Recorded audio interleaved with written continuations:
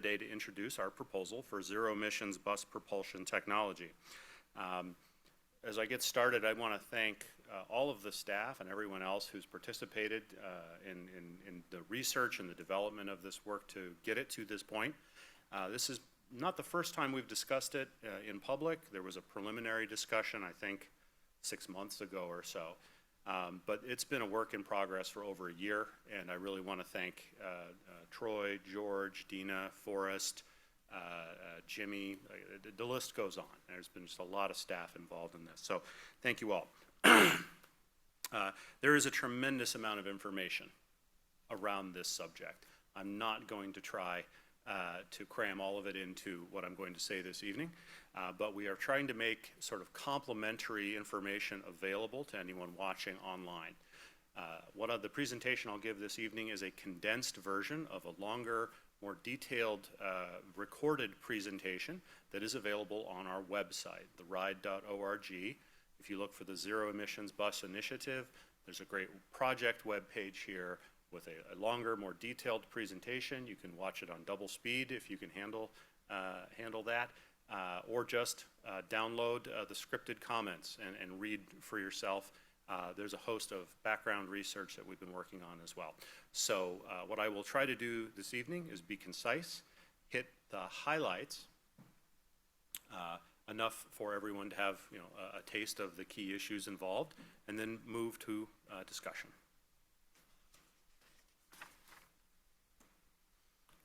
All right, so we'll follow roughly the same agenda as the online presentation.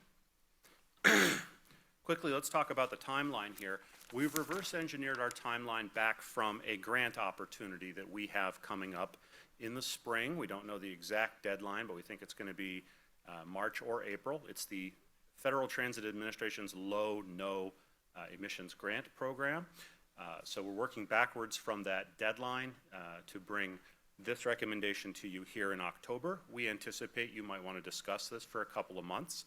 I will probably push you, if you haven't already come to consensus, push you by January. That's when my clock will start ticking on that grant deadline and decisions start to become more important. We'll talk about the exact authorizations that I'm going to ask you for in this presentation when we get there. So there are a few additional things in this presentation that are not in the online edition because this is focused to you, the board. A reminder for all of us of the instructions and expectations that you've given me. All of the work that we do has to fit within your policies, the policy manual. You have a number of goals that you've given me. You've had a number of parameters or limitations that you've provided, and we work within those guidelines on all our projects, including this one. So let's get into the technical proposal. What are we recommending? We are recommending a pilot project spanning 4 to 5 years, including the purchase of 2 hydrogen fuel cell buses, 1 outdoor fueling station, a lot of staff training, a very important part of this exercise. And if we are successful, this will to give us confidence to move towards hopefully a full transition of the fleet. And you'll hear me speak a little bit more about that this evening. But that is our ultimate goal. That's what we're trying to accomplish. So hopefully this will get us to there. Okay. There's some underlying themes that you're going to hear throughout this presentation. I'll be honest, there's an enormous amount of detail, technical discussions, ampage, voltage. We can go down any number of these rabbit holes. I'm trying to elevate this to what I think are probably the most important issues for this board to consider. And really, at the end of the day, I think there are kind of 2, risk tolerance and relative priority. Risk tolerance really comes back to action and inaction. What's the inaction that we're concerned about? We're concerned about climate change. It's a real thing. We can see it looking out the window. We have a potential in our fleet, transitioning our bus fleet to zero emissions, to eliminate 7,000 tons of carbon emissions every year. That's a huge benefit and something I think we should take very seriously. The risks of action, as we're going to talk about this evening, are simply there are risks involved in adopting a new technology, financial, as well as others, and we need to understand those as we move into this space. Other questions we need to accept, we're in a kind of transitionary period, I think, as a society and as an economy, going from a fossil fuel-based world, frankly, to something better. But we're not there yet. We're kind of in that in-between spot. There's a lot of competing ideas, a lot of great solutions being thrown around, but sometimes it's not entirely clear which one of them is actually going to be the best solution in the near future.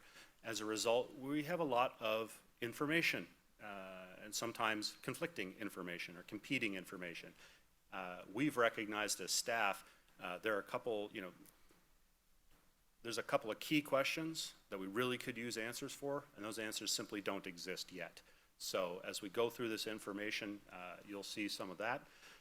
We'll also talk about a gap in the technology between what we want and need technology to be able to do for us in terms of great performance, reasonable cost, and eliminating emissions. That's what we need. And then there's the reality of where the technology is today. And it hits some of those pieces, but as we'll discuss, not all of them head on yet. A lot of this, also risk tolerance, really comes down to a question of financial commitments and investments that we are going to make. And that leads us right into the question of priorities. Because in a world where we have many needs and many wants, all of them very valid and reasonable, but limited resources, we, this board and your leadership team, have a duty to make priorities and difficult decisions. So we'll have to talk about the best way to eliminate emissions. Is it by zero emissions bus propulsion or increasing our ridership? Are there other things in our to-do list that we think should be priorities as well? I happen to think in our proposal that we'll thread the needle.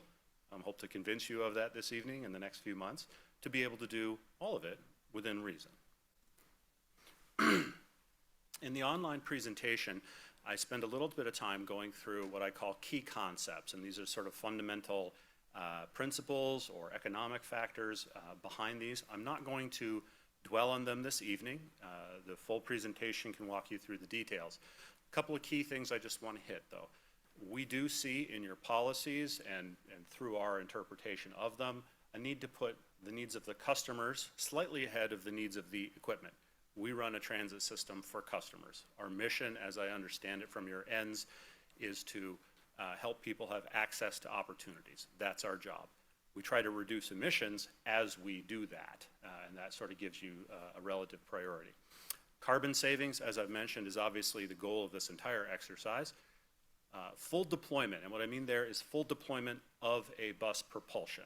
You'll hear the term full deployment. What I mean by that is this graph here, which we'll talk about a little bit later, just illustrating, we're not talking about 2 buses. We're not talking about 6 buses. We're talking about we need a strategy that can scale up to roughly 200, because that's where we see our fleet growing in the time scale that we're discussing here. So that's the sort of scale of a solution we need. We're going to talk about energy density and travel range, how far different fuels can take us. In a nutshell, fossil fuels, as polluting as they are, have great energy density and can really take a vehicle a long way.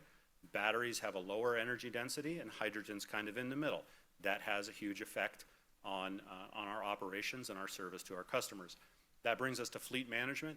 There's just a whole lot of behind-the-scenes, costly management of a fleet of 103 buses that's growing. We have to do that cost effectively in a way that continues to make sure service goes well to customers consistently, reliably. And so there's a lot of nuance to that and the potential for hidden costs if we're not cautious.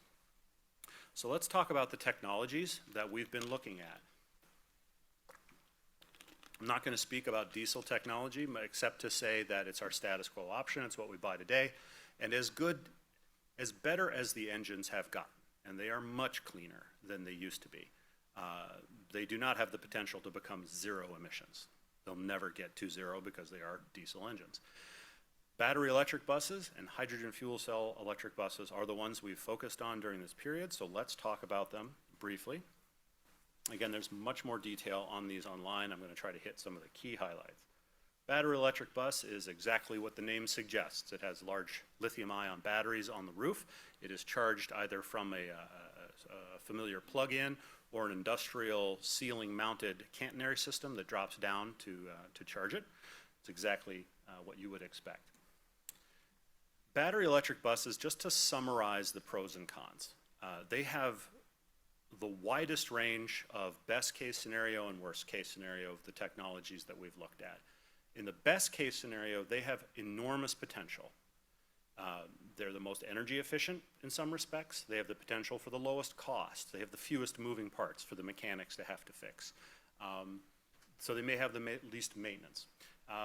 On the worst case scenario, however, is fairly significant with the technology we have today. They could have the highest costs, and this comes from the potential for fleet growth, and this comes back immediately to energy density and questions of range. If we simply can't meet our minimum operational requirements with what battery electric buses can do, then we may have to buy extra buses to maintain the same amount of service.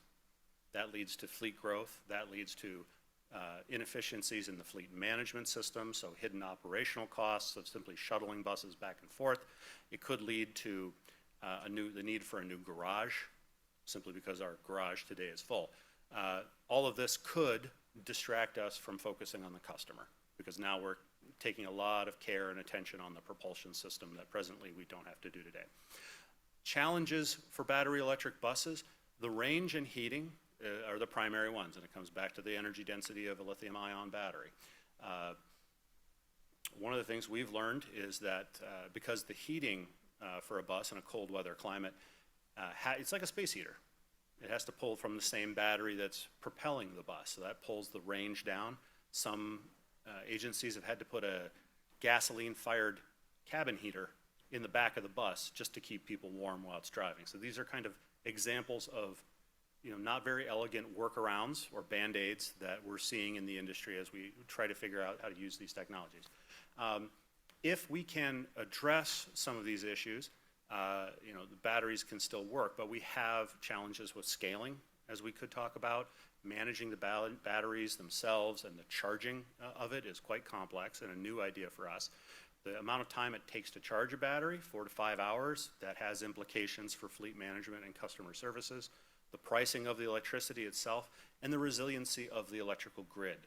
Earlier this year, some of us may remember, we had a significant snowstorm. There was a power outage in Ann Arbor. Our garage was without electricity for, I think, at least 5 days. If we had been a battery-powered fleet at that time, service probably would have stopped after about 24 hours. As it was, our diesel-powered fleet kept going. So there may be some logic at the diversification of our energy systems going forward. We don't have to stay with diesel, but moving into other things, we should keep that in mind. However, and this is the frustrating thing for me about the battery technology, it's so close. There's been so many improvements in the battery technology in recent years. Its capacity has improved, the range has improved. It's not good enough yet, but if there were a breakthrough, if there were some technological patent soon that could break through this barrier, batteries have tremendous potential, possibly enough to put hydrogen in its grave. So this is a not insignificant consideration. The challenge there is the if battery technology has a breakthrough, because we don't know if and when that will occur. Okay, so let's talk a little bit about hydrogen fuel cell electric buses. Also an electric bus. Hydrogen gas is stored on the roof in compressed tanks. It is used to fed into a fuel cell, which generates electricity, which charges a much smaller battery, which then powers the wheel. Heating is done off the fuel cell. Apparently it heats up, and so we can use what we call parasitic heating to heat the passenger cabin. Importantly, there's a single fuel pump in the building rather than a number of these sort of drop-down or plug-in chargers. And as we will discuss in a moment, hydrogen can be produced in a number of different ways. Hydrogen's got some good things and some bad things, just like, some strengths and weaknesses, just like any technology. Most importantly, it meets our minimum operating requirements. I want to be clear, it cannot match the operational performance of diesel. Can't do that, but it doesn't have to. It has to meet a minimum operational requirement for a mass transit system. We believe it can do that. So what that means is it preserves service to customers, no impact to them. We can still design the services for their convenience, not the convenience of the propulsion system. It probably will not lead to fleet growth. so the need for a new garage is moot. However, there are some significant challenges. Right now, the biggest challenge has to do with the fuel itself, the hydrogen. Right now, it's 2 to 5 times more expensive than diesel. We can absorb that for a small duration pilot project. We cannot absorb that kind of cost in our operating budget for full deployment. So that has to be addressed, or this technology may be a dead end. However, if the supply grows, and this forecast here is an example of some of the, I don't want to say scientific speculation that we're seeing out there in various periodicals. If the supply of hydrogen grows, the cost should come down, which is a reasonable market-based sort of assumption. I want to address the question of where hydrogen comes from and how it's made, the recipes, because I know this is very important and has a lot to do with how clean is this solution ultimately. Hydrogen is not an energy source. Like a battery, it is a way of porting the energy, storing it, moving it from one place to another. It can be produced in a number of ways, but you have to have electricity to generate the hydrogen. That electricity can be created from any number of sources: nuclear, fossil fuels, green energy. Right now, most hydrogen today is created by burning natural gas. And today, I mean in the United States. That makes it what they call gray hydrogen. Arguably, it's even dirtier than just using electricity in that respect. So there's a downside there. Blue hydrogen is the same thing, but they capture the carbon emissions and they attempt to store it, eject it into the ground or some other carbon sink. Green hydrogen, the electricity to create the hydrogen, is made from renewable sources, solar or wind. Hydrogen, what it lacks in efficiency in this regard, because you have to use electricity to ultimately make electricity, so there is some loss along the way, so there is a efficiency deficit there. It makes up for in the energy density when you're in a vehicle that has to haul your own fuel. This argument may not apply to buildings, for example, that can be hooked up permanently to a plug or a grid, but for vehicles, there's an additional consideration. There are two things about this slide that I know are out there in the community. We've heard them and we want to hit head on. The first is where should our concern be? Should it be with emissions produced at the tailpipe of a bus or upstream at the generation facility? This, I would say, is kind of a philosophical question that we all have to sort of discuss. I've heard different things in our industry recently.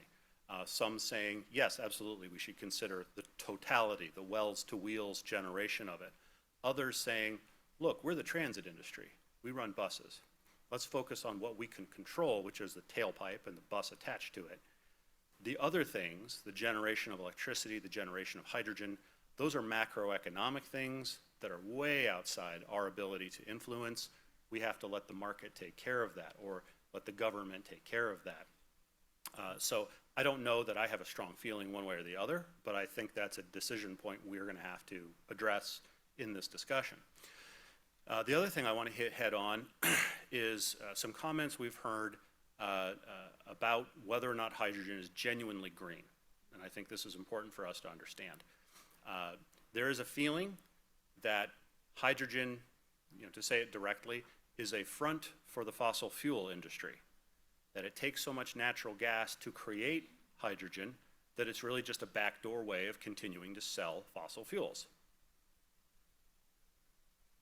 We have heard that, we understand that, but we also acknowledge that we are in this weird transitionary period in our society and economy where a perfect solution, a magic bullet, really hasn't become obvious to us yet. We're probably going to need to try multiple solutions, and having bridging strategies starts to make sense. What's a bridging strategy? Maybe we can't get everything on day one, but we can get the pieces starting to be in place so that we'll have a temporary Band-Aid or a temporary interim solution for a little while until a better solution comes along. In this context, we might have to start with dirtier electricity or dirtier hydrogen until green stuff really becomes available. That's not an us problem, that's a society problem. On that point, as we went to press with our presentation on Friday, the federal government came out with some, I think, relevant and important announcements. Former Governor Granholm, who's the Secretary of Energy, announced the winners of the Energy Department's contest for hydrogen hubs.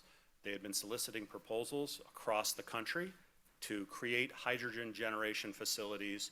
They picked 7, including one in the Midwest, which includes apparently a facility at the Willow Run Airport, specifically the American Center for Mobility, which some of us may remember is also in the business of testing autonomous vehicles. Troy and I, head of the fleet department, had actually spoken to their president a year ago about this. So he's not a recent convert to this. He's been working on this for some time.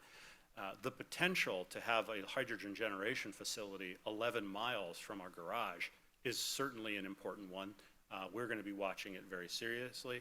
We don't know all the details of it. They haven't released the specifics. But what they are intentionally, with this program, attempting to lower the costs of hydrogen, which you remember I said was a big issue for us. So they're trying to do that with this, with these grants.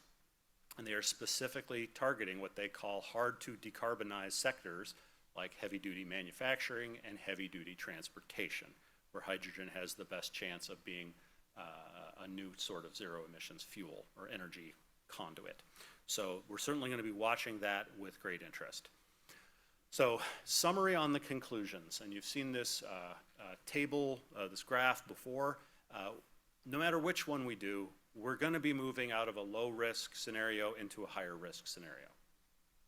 There's no magic bullet here. There's no way to eliminate all the risk. Neither technology, frankly, is entirely ready. There are some key questions we've identified that we probably won't know the answers to, frankly, for a few years. It's going to take time for us as a society to figure these things out. There is a risk here. I'm going to date myself with this analogy. There is a risk here of what we used to call the VCR Betamax issue, and the younger crowd might know better as a Facebook MySpace thing, that these two technologies are kind of competing with each other right now for heavy-duty transportation markets. It's not yet clear which one of them will win out.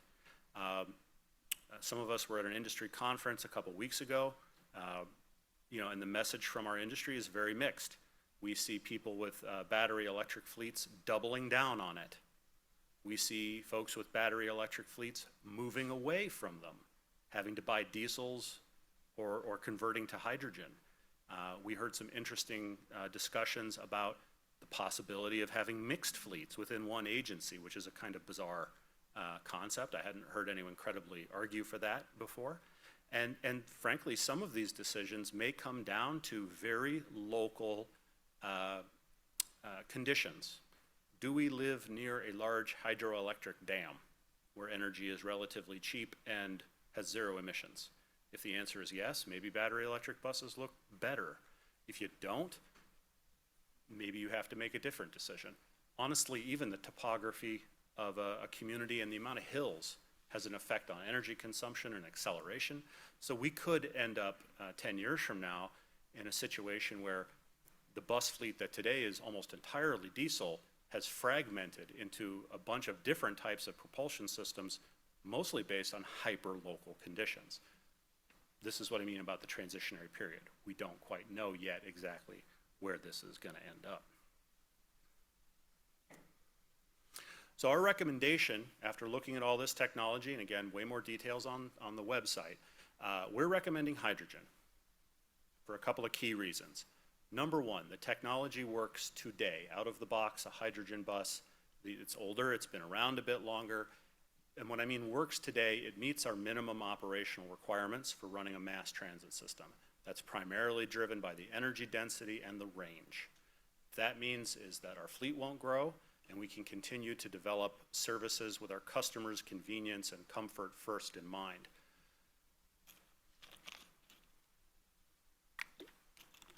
Both hydrogen and battery kind of need some breakthroughs, or breakouts, if you will.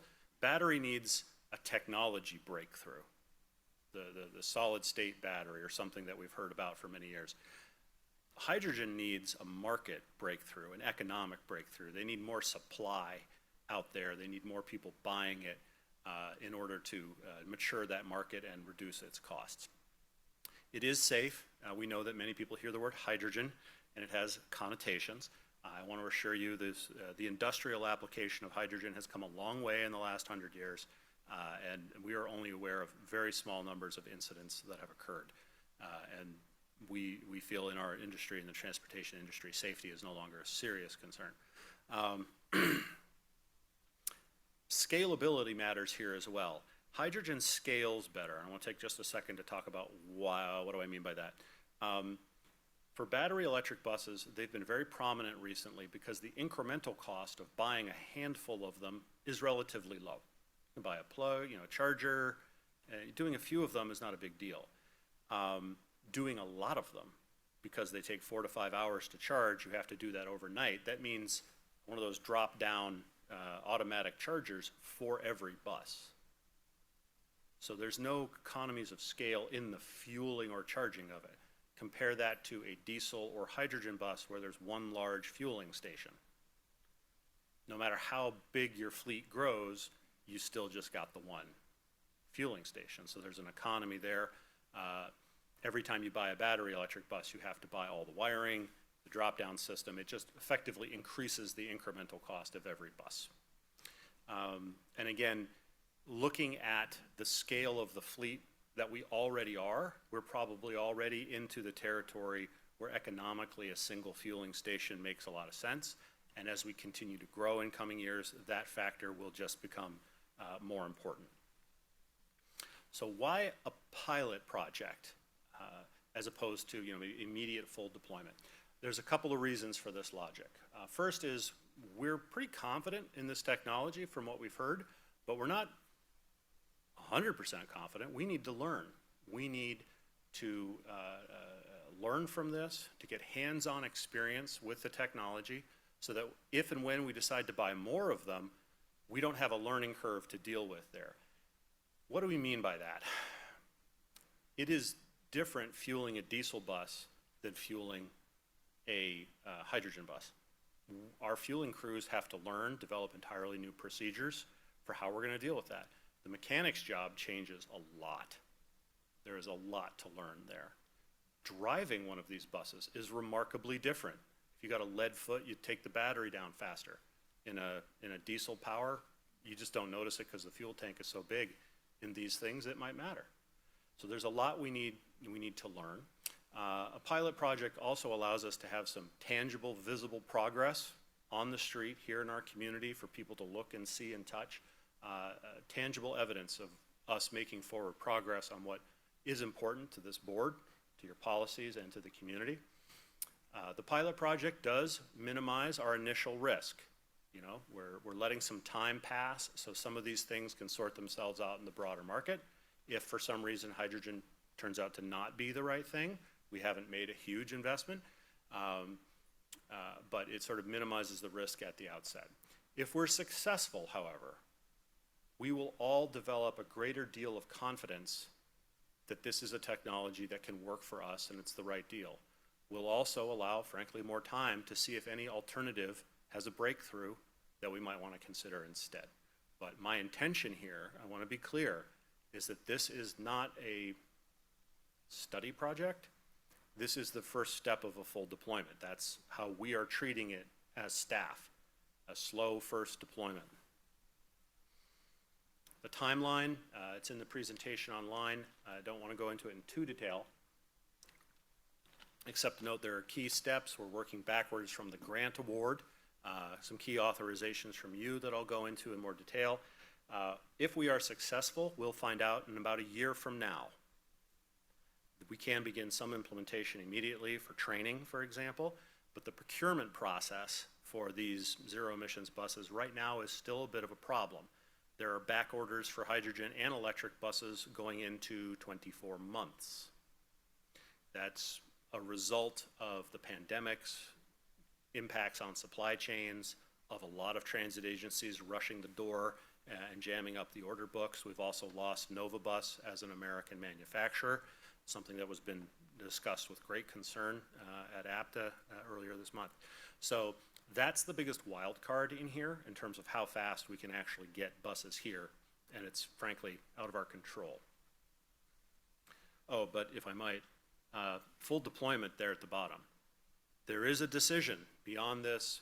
I want to reiterate this. There's a decision beyond this pilot project where we would be here again talking about the pilot project, the results of the pilot, things that have developed in the economy since the buses had been running.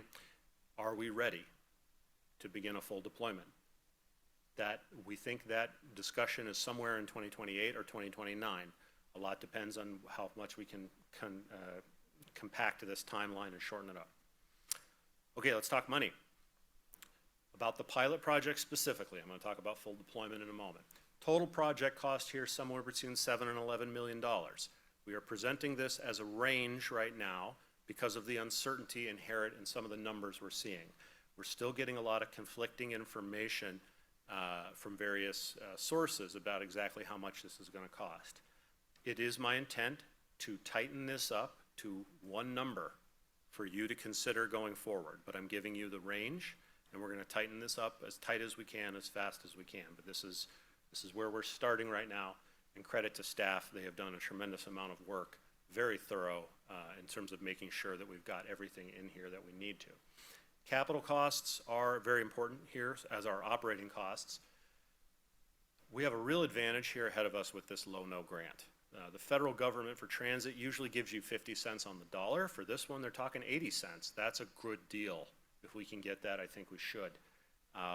That means our capital implication here is $1.1 to $1.5 million. That's not bad, frankly, for what we're talking about here.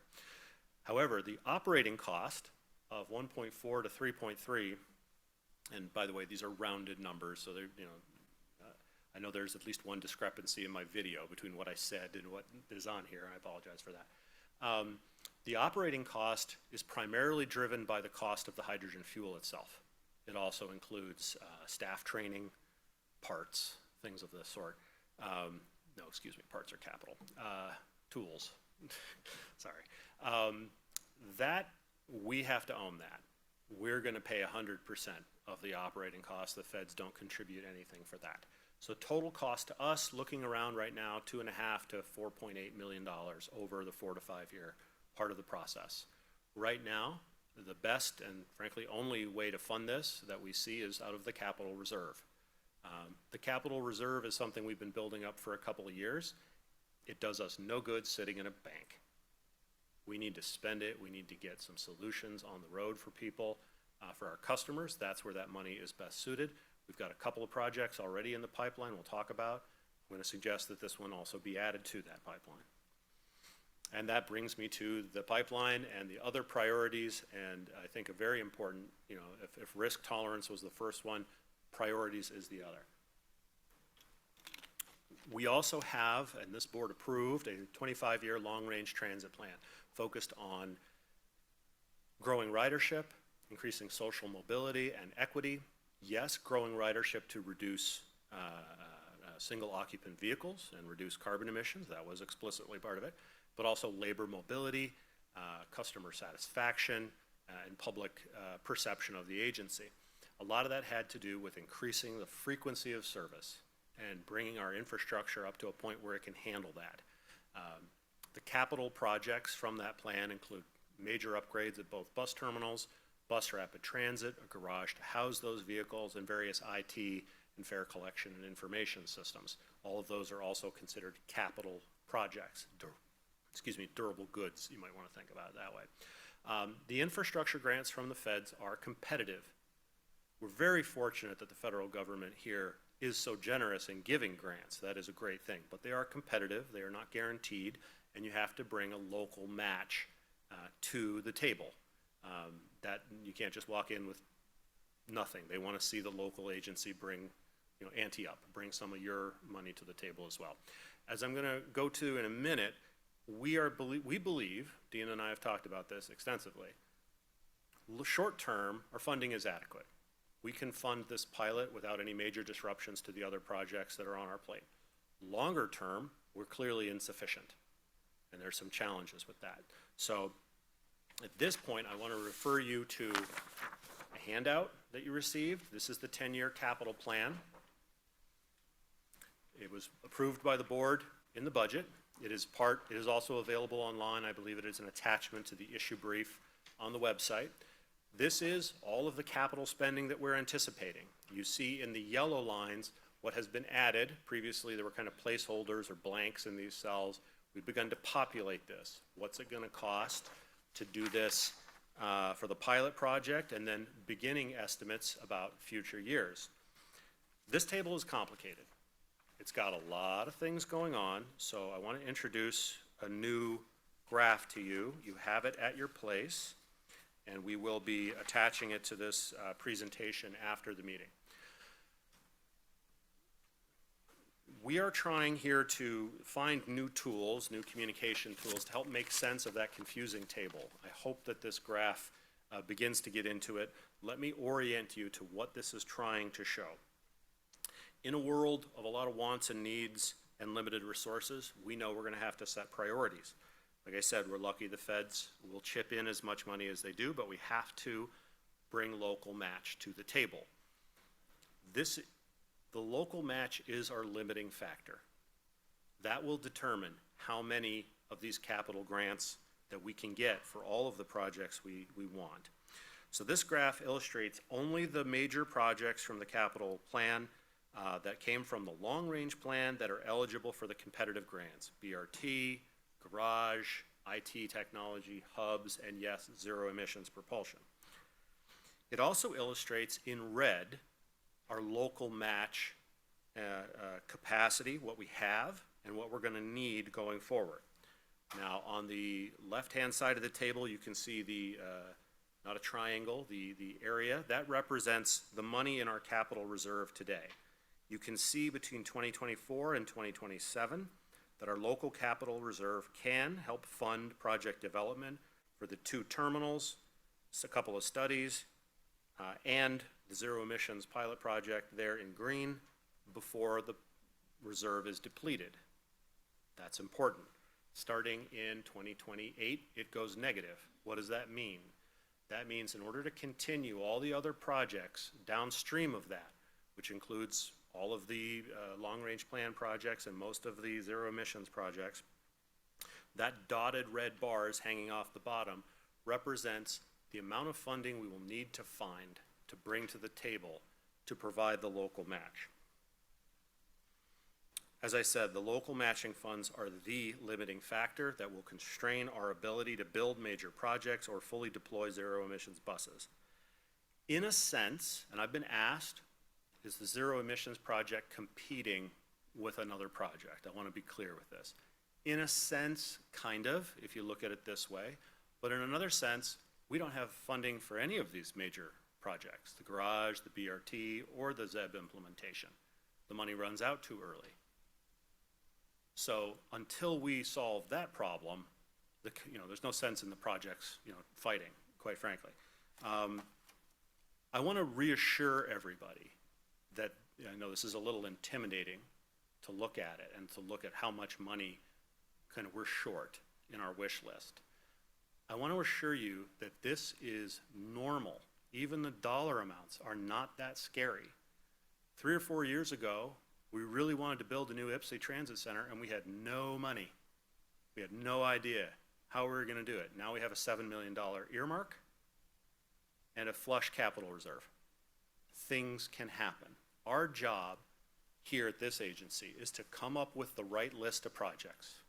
Make sure we are certain that that's what this community needs, that those are the priorities. To develop those projects as best we can, the funders like to see a good cost estimate. And then we go out and find the money for the things we know we need and we want for this community. So I don't want anyone to be intimidated here. I'm not intimidated by this. Yes, we got to go find the money. More importantly, are these the right projects, the right sequence? I want to emphasize that this graph is illustrative only. This is the Mark I version of this from Dina and I. We've already caught some things we want to change. We've had to make a lot of simplifications in this, over focus on just a couple of things. There's nothing on operating in here at all, for example. I wouldn't want anyone to come away from this graph thinking that this is a final plan. It's a work in progress. It will change, as every year this is going to change. So I don't want anyone to overemphasize this. It is not a final decision or recommendation. I think the takeaway here is that with the reserve as it is right now, we can fund the orange, which is the Ypsilanti Transit Center construction. That's the big project that's frankly ahead of it in the queue. Some of the smaller studies and work, and we can fund this pilot project. We will be working over the next few years to frankly find more money for the YTC and find other ways to grow the reserve. But right now, this is where we stand.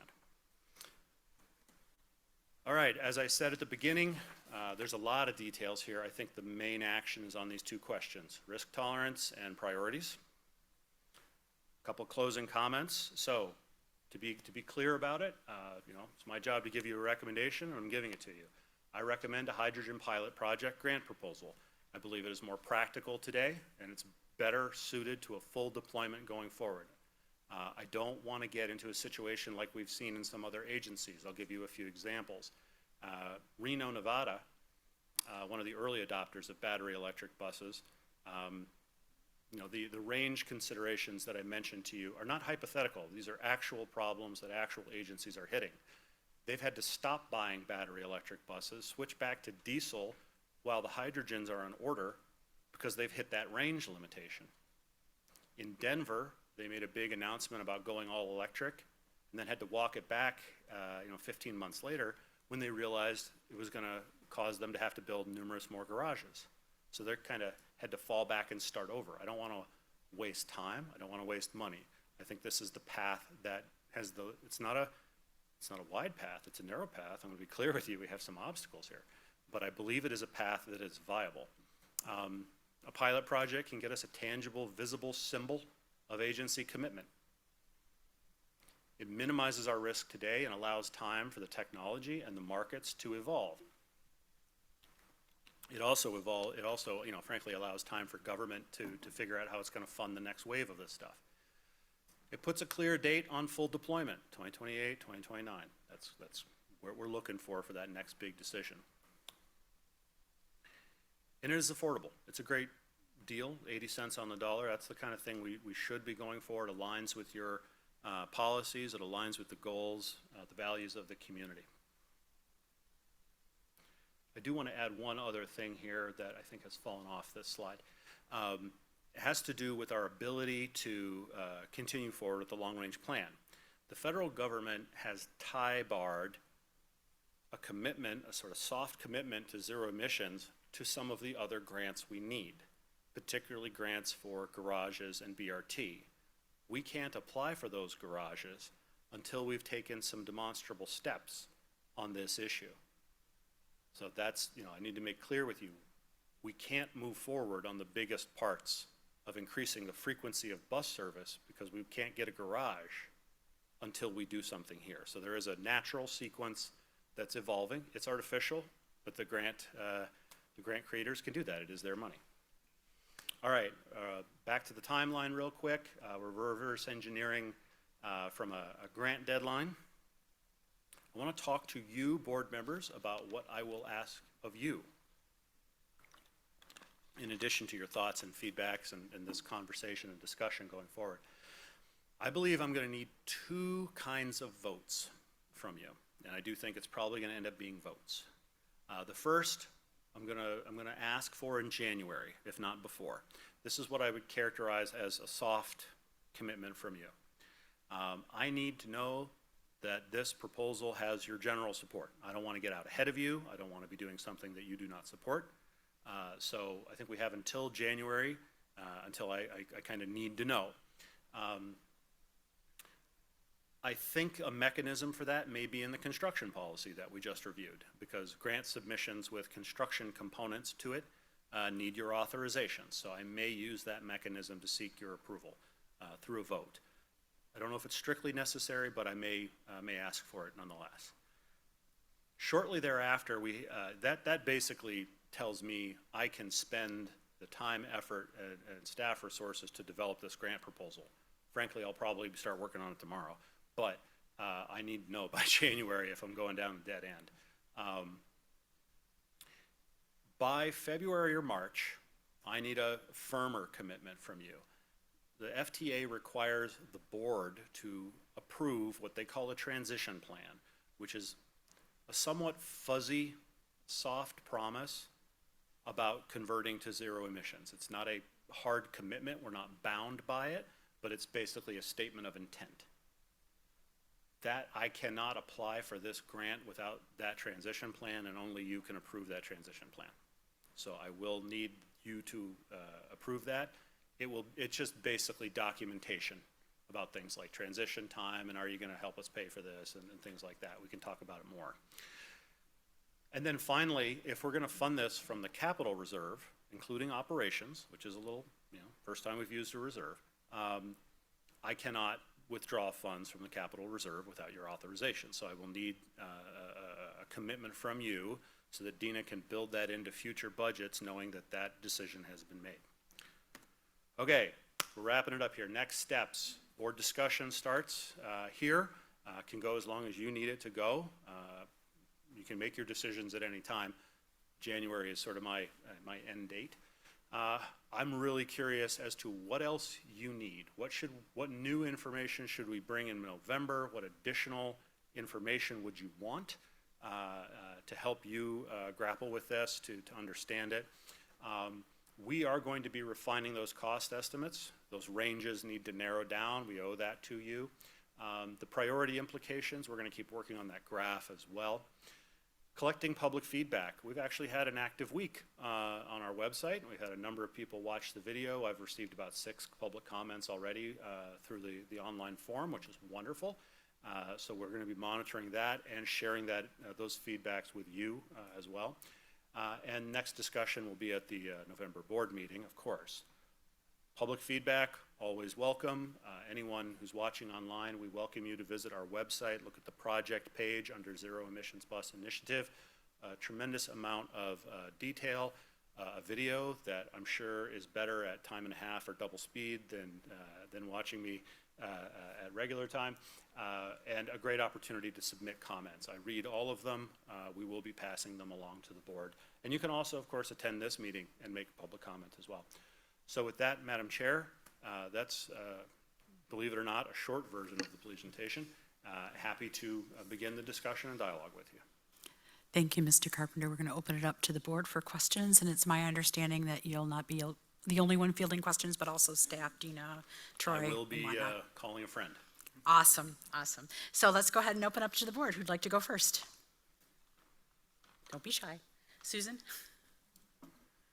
So I have a few, I don't know if this is registering, but I have a few questions.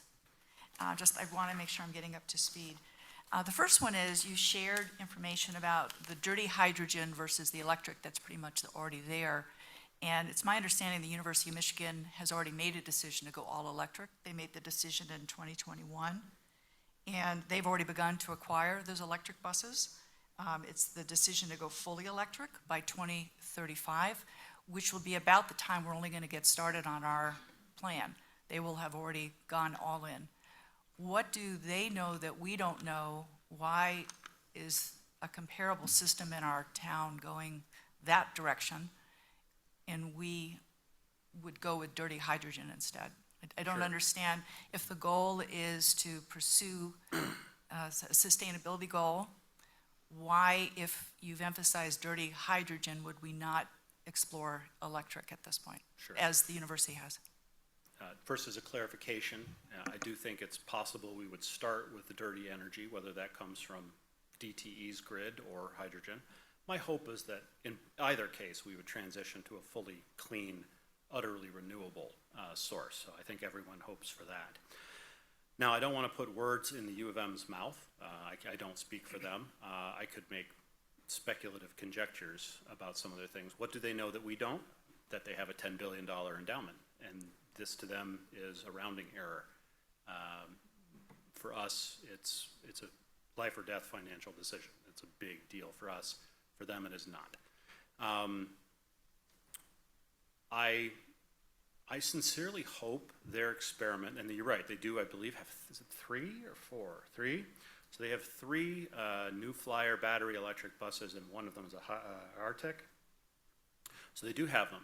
I think I saw one of them running, and it's actually really good because they get to, frankly, pilot that while we're looking at the other major contenders. So I think there's some validity in that. Their route structure is much different than ours. Shorter, smaller footprint. It's really between Main and North Campus is the majority of it. They may have, so I think that's a big difference as opposed to going all the way to Ypsi, 45-minute run back and forth. I think the operating environment is different. They may have more opportunities to do what we call en route charging, where there's a, if I can find a picture here. So, where the bus, if it's laying over, can recharge with a drop-down thing like this. They may be able to pull that off. I have a lot of concerns about that particular thing in our environment. And they, might be making a mistake. Then this gets back to the uncertainty inherent in this decision. I don't know which one of these technologies ultimately 10 years from now is going to completely win out. I do know that over the last 3 years, a lot of agencies have bought the battery ones, frankly, because they're cheap at the beginning, at a small number. They've made a commitment, as I understand it, to go zero emissions, and they may have also said electric. They may change their minds. I don't know. So I think the most important thing, however, is that the financial risk for them is just fundamentally different. It's so small compared to the resources they have available. Sort of a follow-up. As I was looking at it, they're not actually using an endowment of any kind. They're issuing bond debt. They're financing sustainability endeavors through a green bond totaling $300 million. So I've raised this before with our budget process. Why are we not bonding for our big capital projects? Why do we wait till we have pennies in the piggy bank and only then proceed? The timeline, I absolutely get that, but it's not some donor giving them dollars, they're issuing debt. Why are we unable to issue debt? And yes, you have mentioned this before, and I'd be happy to entertain a conversation with the board as part of this process going forward. The board has discussed bonding in the past. We do have a legal ability to do it. The challenge is really what's the revenue source that's paying for the bond. We can't do it out of our existing millage dollars because all of that is spoken for. We have done some preliminary research, and it goes back a couple years. We'd have to speak with our council. It may be possible for this agency to have a separate sinking fund millage to provide money to back a bond. That may be a possibility. We'd have to check with lawyers. I do have a concern about the mill rate that would be necessary to generate enough money to plug some of these holes. I don't know. I'd be interested in learning about what the university's capacity is, but I see no reason we couldn't have that conversation as part of this. I have another question, which is the presentation talks that it's going to take 5 years, and at that point, we'll see if it's been successful. Can you tell me what are the metrics that you and the staff are going to use to determine if we are successful? What does success look like in 5 years versus what we already know today? Excellent question. So we have had our mechanics going on field trips to various transit agencies throughout the Midwest. They have been to Flint and Champaign-Urbana to look at the hydrogen buses. And my understanding was it was the first time they had a crew of just mechanics out there instead of like the VIP tour circuit. I believe we've learned very quickly, we've caught up with kind of like industry knowledge. The next step for us is the hands-on experience. I have promised the mechanics that I wouldn't make this recommendation to you until I knew their thoughts. I didn't mention it here today, but Troy has been working with his staff. He gave me a white paper about the feedback from the mechanics that was incorporated in here. If they had waved me off of hydrogen, we'd be having a different conversation today. They effectively said, diesel still looks like the best thing for now, but if we had to pick one, hydrogen would be the next thing. That comes from book learning, that comes from a few field trips. We need hands-on experience. We also need to learn how to fuel these buses. It's a very different procedure. In both cases, I believe, I'm pretty confident. Other places do this. We can learn how to do this. I'm not too worried. The maturation of the market for hydrogen is one of the big question marks.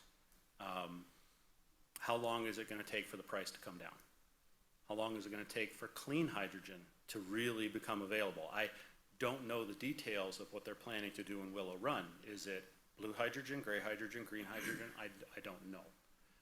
So I think some time to let those exterior markets mature is important. I would say as a success factor, that's a key point, because if we love the technology and we can't afford to fuel it, that's kind of a big deal. If the board decides that the emissions generated from the generation of the energy to start with are in scope and must be considered, and that's not going to work out in a timely manner, that could also be a deal killer. So there's a number of things that we can learn hands-on. I also think the drivers need a chance with it. As I've mentioned, even changing manufacturers from the one diesel bus to another, there's a lot of back and forth there. So I think there's a lot for us to learn, get real hands-on experience, and my intent of that is that that's what we use to scale up rapidly. We learn how to fuel 2 buses so that we can learn how to fuel 103 of them. We've done some preliminary math. We think we need 3 fueling stations to do it. It takes a little bit longer. So things like this have to be sorted out. So getting through all of that and getting to the end of it, looking at the numbers, and all of us having confidence that that's the right thing to do, that's success in my mind. Thank you. So I'm not quite sure that I got the answer to metrics. We'll have a gut feeling when we know we've gotten there. Maybe I'm interpreting incorrectly. We haven't nailed down specific metrics, but What I suspect success, they will yeah. think, operating cost per mile or hour. Okay.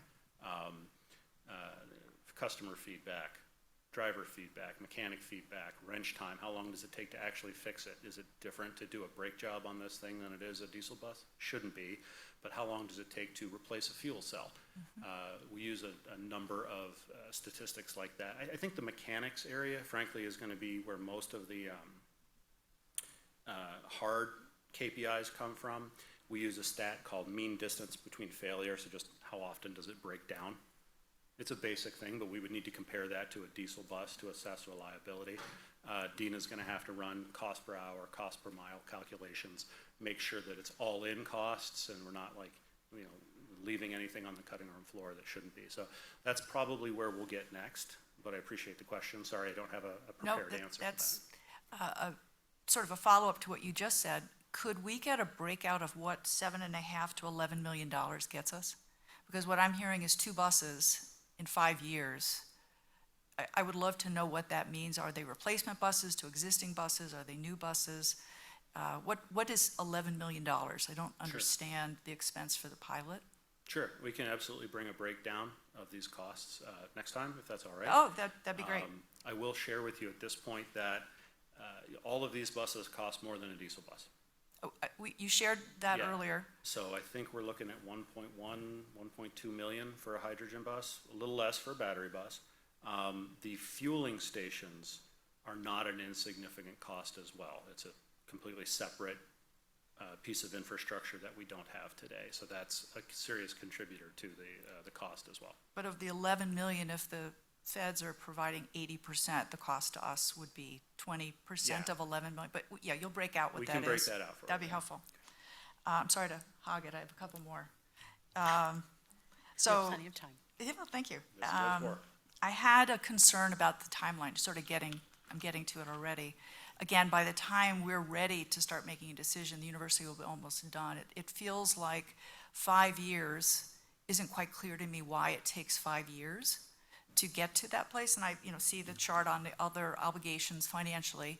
But again, if what we're looking at is a 20% against an 80%, I guess I need to understand more how it takes 5 years to get to a point and how it's competing if we move the timeline up a little bit. So I'd like a little bit more on that Sure. before the next meeting. My next question was, I think you touched on it, because there's only 2 bus manufacturers, all these timelines, how solid are they if we're competing with other agencies who are also looking for these buses? Yep. Which led to almost, that was why I was looking into the university. If we could co-purchase, would that help us to get in a queue with 4 buses versus 2? Just to give ourselves a little bit of leeway if we're working with, say, the public schools or some other agency. Let me see what else. Are you asking the board to approve whole hog the proposal? Are you giving the board an opportunity to modify the proposal? Or what, are we rubber stamping, or are you asking us to modify this? I don't know quite what our role is. I know that you need approval to submit Sure. a grant, but if this is the proposal, this is what we're gonna keep but we'll just get more information?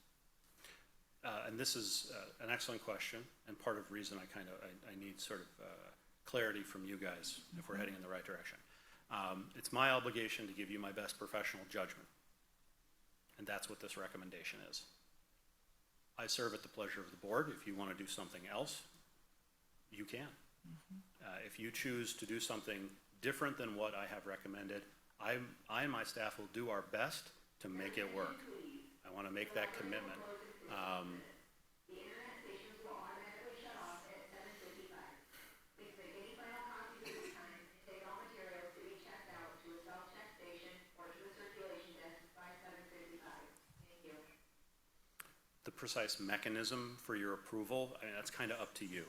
I think it needs a vote because I think it's an important decision and it shouldn't be kind of done, willy-nilly.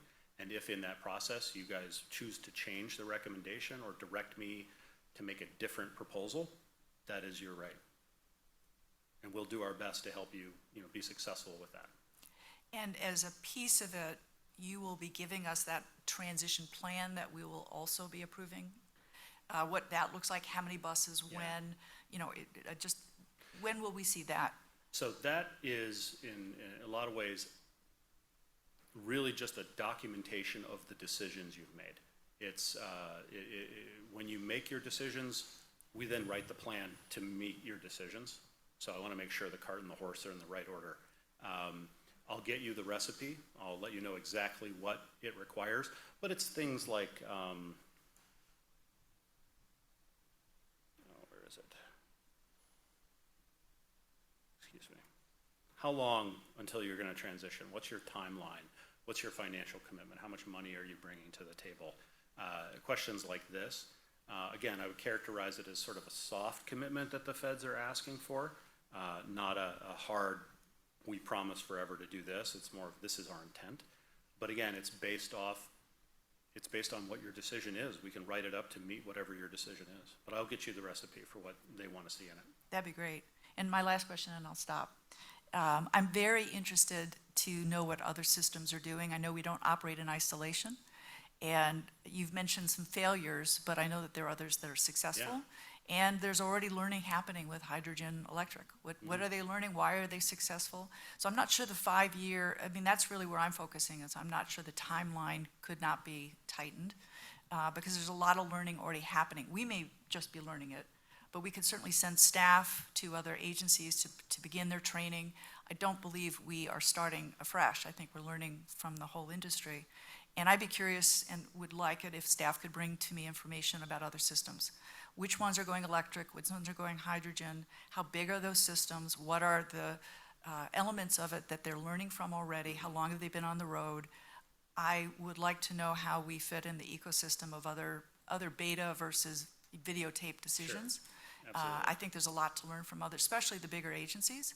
They've been, playing a lot longer in the sandbox, and I think we're jumping in, but they've already had a couple years or more experimenting. Sure. So if you could bring that as well, that'd be great. Absolutely. I think there's a wealth of information there.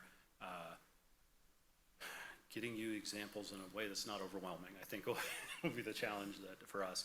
If I might, just a couple of clarifications about the timeline, because I've already gotten some feedback that, it's a long time. We do see one way to shave a year off of it already.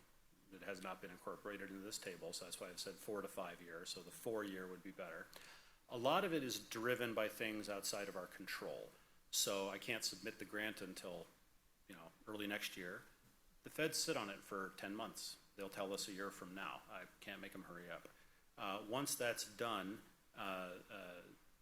we're looking for a way, frankly, to streamline the procurement process. If we go through a standalone procurement like we would for normal buses, that eats up 10 months right there. We think we found a way to sidestep that. And is it just a piggybacking option? It would be a partnership option depending on Okay. what we went through. So we might be able to just jump in and tag on somebody else's order, or through a partnership, jump the queue, but get ahead. But then we are in we're at the mercy of the manufacturer. And at that point, parts supply, COVID shutdowns, all the things we've learned the hard way over the last 2 years, outside of our control.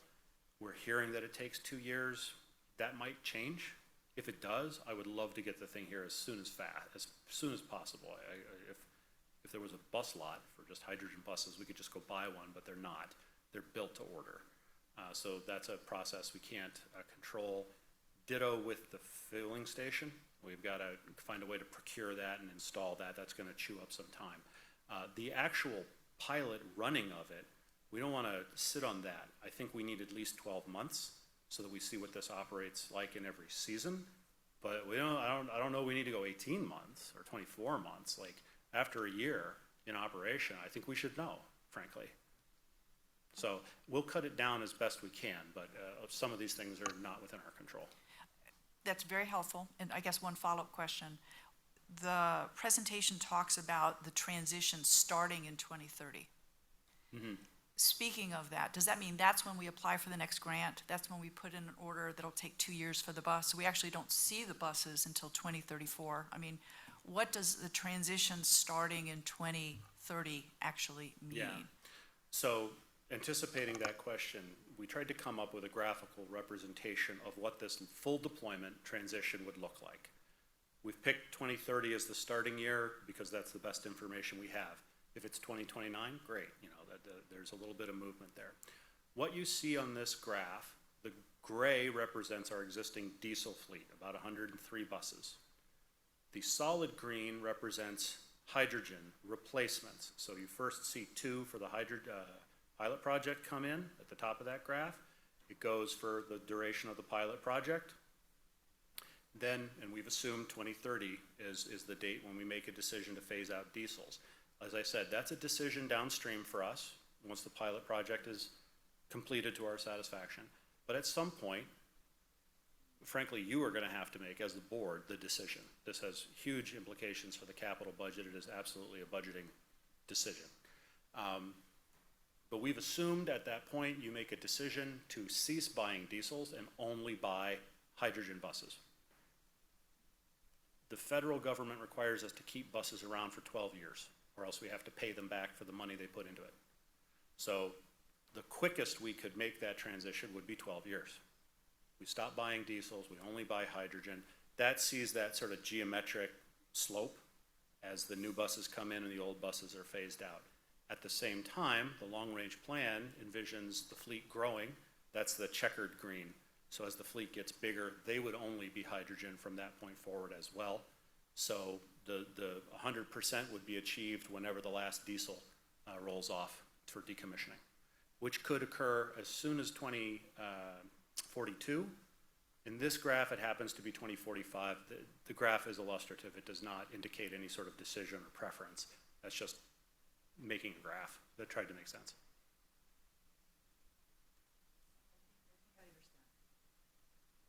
Thank you. Mike?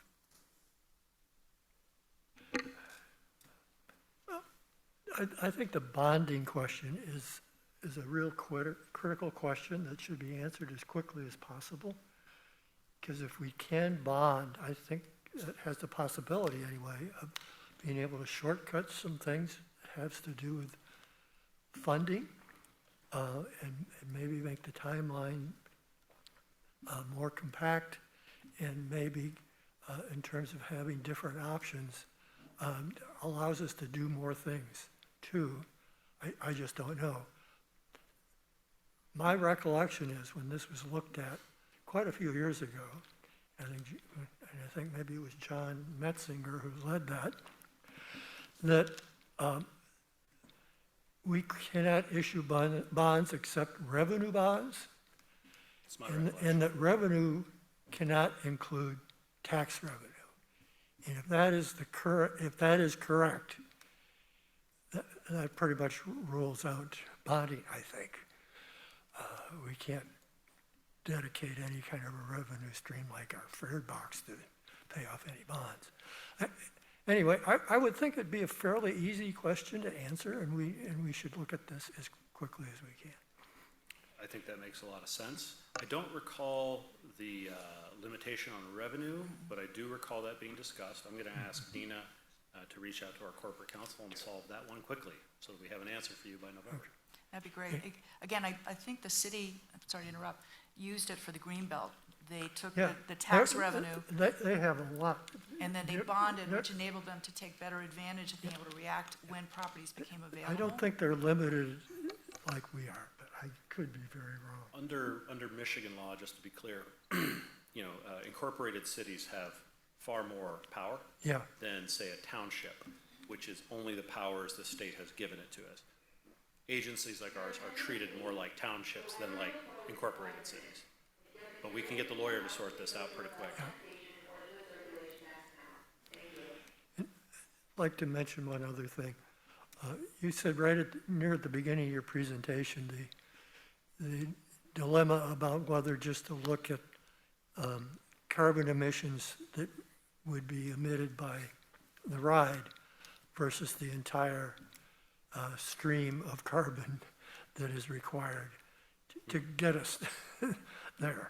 And of course, quite a bit of the conversation then involved talking about green hydrogen, green electricity, and so forth.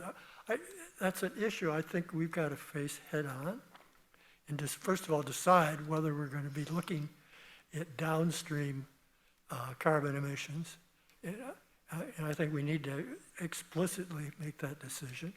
I personally think we can't ignore it. And if we think that's important, and it's hard for me to imagine that it's not, I think we need some information. DTE would be the electrical source. I think DTE, I think there's data that exists currently how green is the power, what's the carbon content of it, and also they've got explicit plans that are being judged not being adequate in terms of their transition, but there is data there for DTE and some assumptions that can be made, I think a lot easier than it can be on the hydrogen side. My understanding about what's going to be going on in Michigan, and specifically in Ypsilanti Township, I've seen that it's going to be hydrogen from natural gas. And you look at the site of the group that put together the Midwest proposal. There's Exxon in there, and I think there's a number of other energy companies in there. And so it seems, very likely that we're going to be starting out with dirty hydrogen. And you have to make some assumptions about how then and how long that can transition to clean hydrogen. I would think that's going to be a long time. And so I guess I personally would like to see some kind of analysis on these two sources of energy, electrical energy, which I think there's quite a bit of data on, and then some assumptions on the hydrogen side. Sure. And I think that has to, my opinion, it has to be part of our consideration. I think we can dig that up. I may lean on the city a little bit because I think they have some of this stuff sitting around already. It does raise a couple other questions that I haven't mentioned. And some of you may be aware the state legislature is active in ways they haven't been in a while. And one of the things they're considering right now is legislation to sort of compel the utilities to become cleaner faster. Which raises the question of regulation.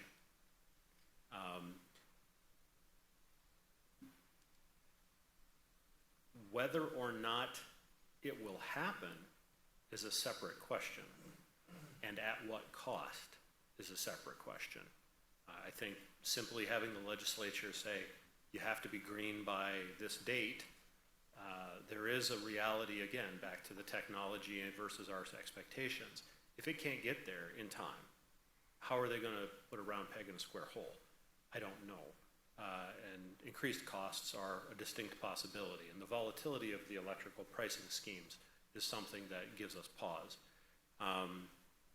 The other thing about the regulation that I haven't mentioned thus far is the potential of mandates directed at us. Right now, I mentioned that the feds have tie-barred a grant we want for the garage to this decision. But over in California, the state legislature has said all transit agencies will be zero emissions by 2035. And I can tell you some of my peers over there look stressed out. I'm not sure they exactly know how they're going to do it. It is not impossible for me to imagine the Biden administration or our state legislature giving us a mandate similar. So that does suggest, you know, even if it is premature in some ways, we should get on with getting started. And let me just mention one other thing. You gave us the cost estimates for the pilot project for hydrogen. I have to believe you probably have looked at a comparison of what that would be if we went battery electric. And I think that would be good information for the board to be able to see. Yes, we anticipated that, and we are updating those proposals. As I mentioned, with battery electric, they have the widest range between best case and worst case scenario. And we're seeing a lot of agencies struggle with that.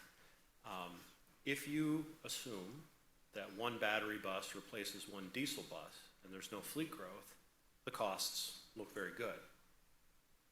If you look at the actual lived experience from other transit agencies and they can't achieve that, particularly in cold climates, you end up starting to buy maybe 2 electric buses for one diesel bus, which then can snowball very quickly into a new garage. Are those costs fair to include in here? I think they are. Otherwise, we're being somewhat Pollyanna-ish about the situation. But that doesn't make batteries look very good. And it raises a whole host of questions about why can't you do it? And so we can look into those. We already knew you would ask for them, so we're kind of updating them. The biggest question, I think, is going to be those costs. Are they in or are they out? The hidden impacts, the fueling, the electricity pricing schemes, for example, right now, we're used to buying diesel in an 18-wheeler. We know the price, it's fixed before it arrives. With electricity, it changes when you plug the bus in. It's cheaper at night than it is during the day. Makes sense? Peak hour charging. It's a good idea in general. What if we have a blackout and the fleet was not able to charge overnight and we have to charge it during the day? It's kind of hard for us who've never done this to understand the cost implications of that kind of a thing. So we'll do it. We'll bring it to you. Those are some of the challenges inherent in those cost estimates, though. Yeah. Yeah, you certainly have said all along from way back when you first started talking about this, it's about the scalability of the one versus the other option. And I think it would be worthwhile to try to bring that out in some way in an estimate at different levels of growth including zero growth. And not just the growth, zero growth and the growth that it is in the long-range plan, but something less than that Oh, growth. fleet growth, Yeah, okay. well, but some growth, but less than what's in the long-range plan, along with no growth, yeah. Okay. Thank you. Simi? Yeah, I'll just say I agree with Mike that the carbon intensity of the fuel we're using, whether hydrogen or electricity, shouldn't be ignored. And I think that wasn't my intention when working on sustainability policy, was for that to be included. And those are called scope 2 emissions, what's being used to power the site. And I believe in the monitoring report we saw for the ends policies, you already showed us the electricity use that goes into the building. So in a way, we're already looking at scope 2 emissions. I think we should continue to do that with our buses as they transition. Matt, I asked you previously, and I think it will be helpful to the board, why it's 2 buses and not a different number. Can you talk about that? Absolutely, great question.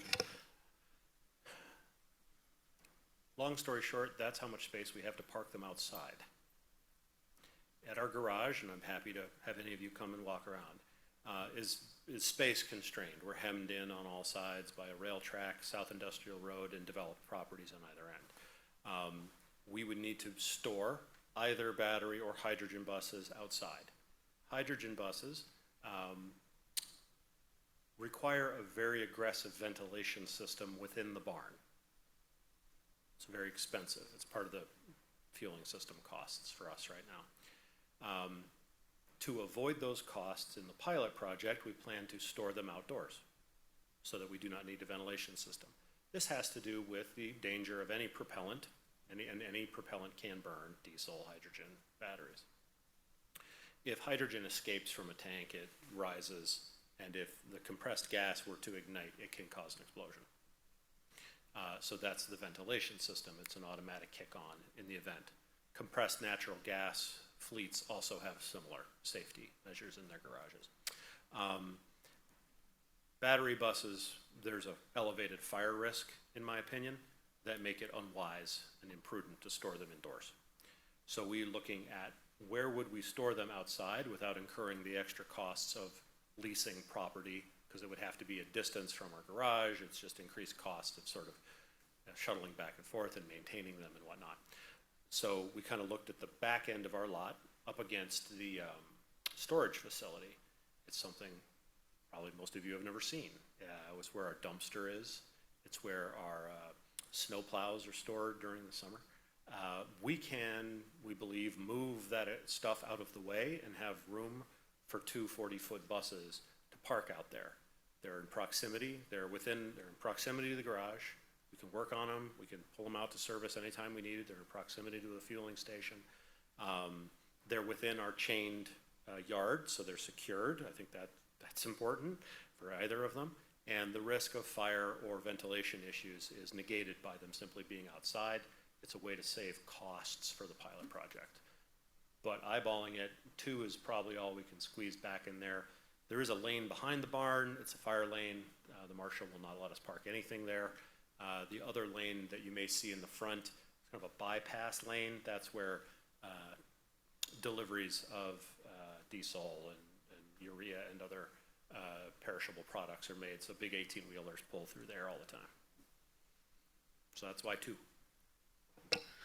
Thanks. And that question came up because I think, like potentially others on the board and others in the community I've spoken to, 2 over 4 or 5 years is not as ambitious as some would like to see. And I'd include myself in that.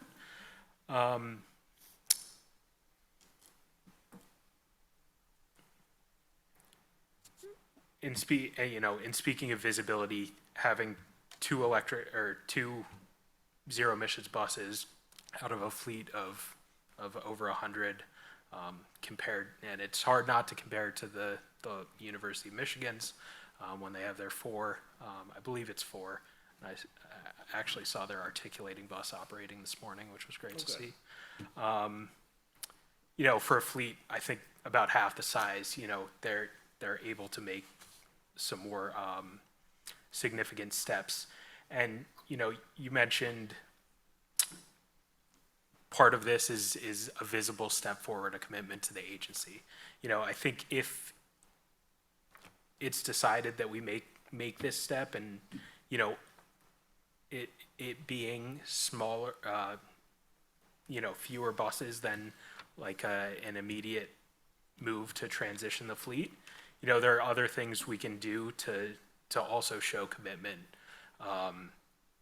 beyond this. So I'm thinking about, you know, the light fleet transition and the discussion that's been had, and I know there's a study planned for that, but likely that won't involve a lot of maybe the tough decisions that this process is having between different propulsion systems, battery, electric, light vehicles, or, you know,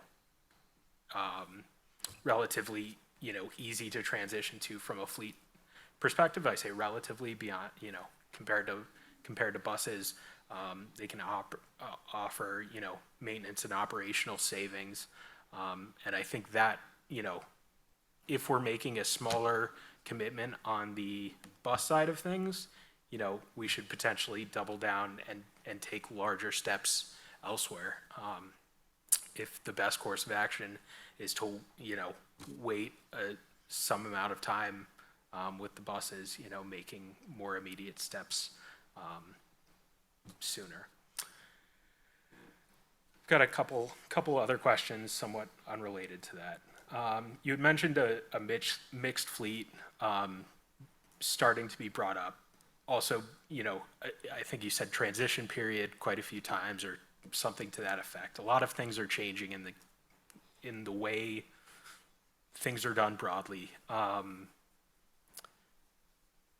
But it seems like the plan currently is to remain pretty consistent in how we've done operations, keeping, you know, buses the same size, the ability to operate on all our routes. I'm just wondering, you know, you had mentioned some are going towards a mixed fleet.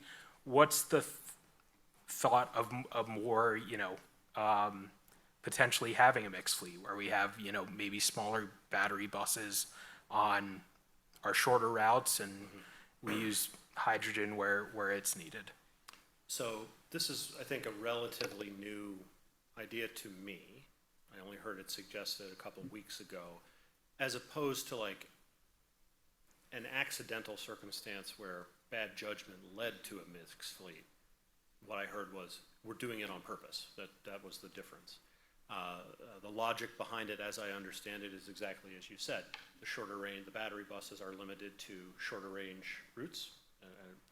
It's not the route so much as it is what we call the block. It's the bus assignment, which could include multiple routes. I don't want to bore you with the inside baseball stuff, but the shorter assignment, as opposed to keeping the diesels or hydrogens for the longer range assignments. That was suggested. My immediate question is, so you're incurring the operational penalty of having multiple propulsion systems permanently. You're just going to eat that?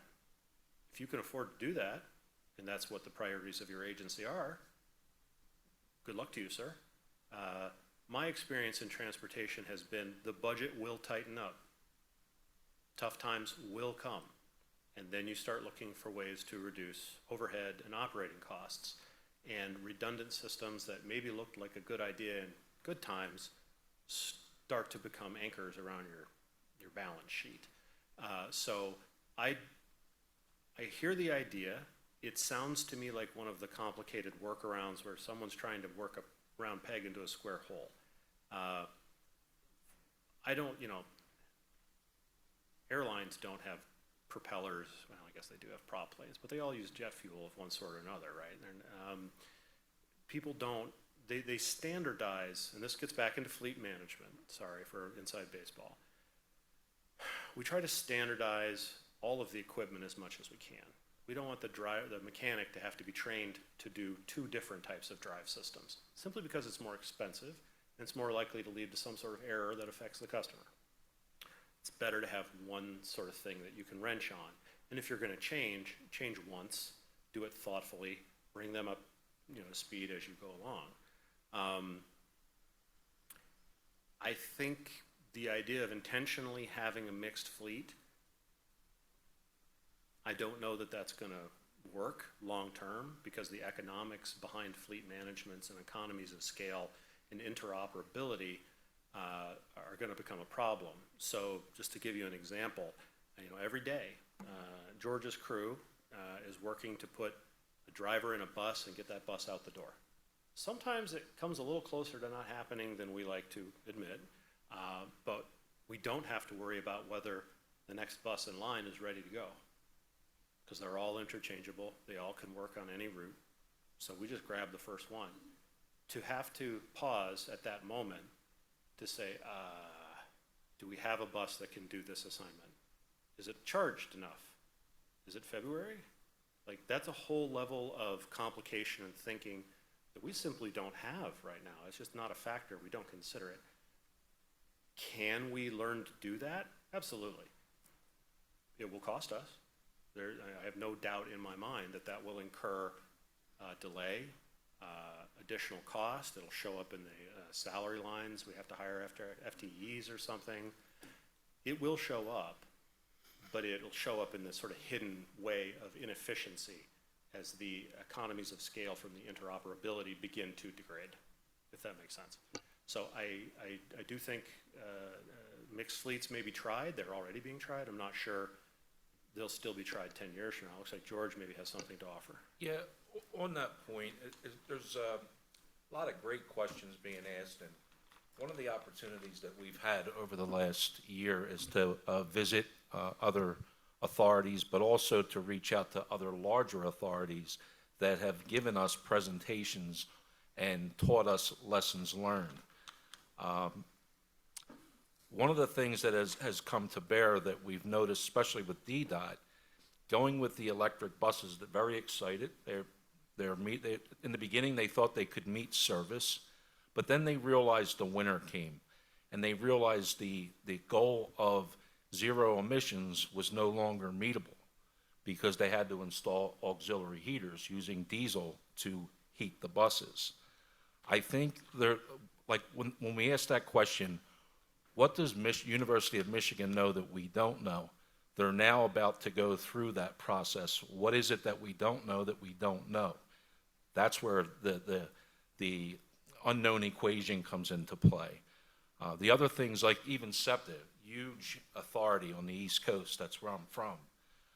They just realized now that out of their 14 bus barns, they're going to have to spend an unrealized budget of $50 million to modify the 14 bus barns. These are the lessons that you learn as you go through it. There are wild cards that we don't know until we go through it. So just staying on that point, that I just wanted to bring that to bear, and just to let everybody know that we really are trying to do our due diligence to find out what makes sense. Did you have any further questions, Simi? Yeah, thank you both for speaking to that. I think I'm just thinking about, in the spirit of transition periods and things changing, we recognize that we can't necessarily, do things and operate the ways we have historically. And, I'm thinking about, partnerships. The University of Michigan public schools were mentioned, numerous fleets locally transitioning, and the ability to,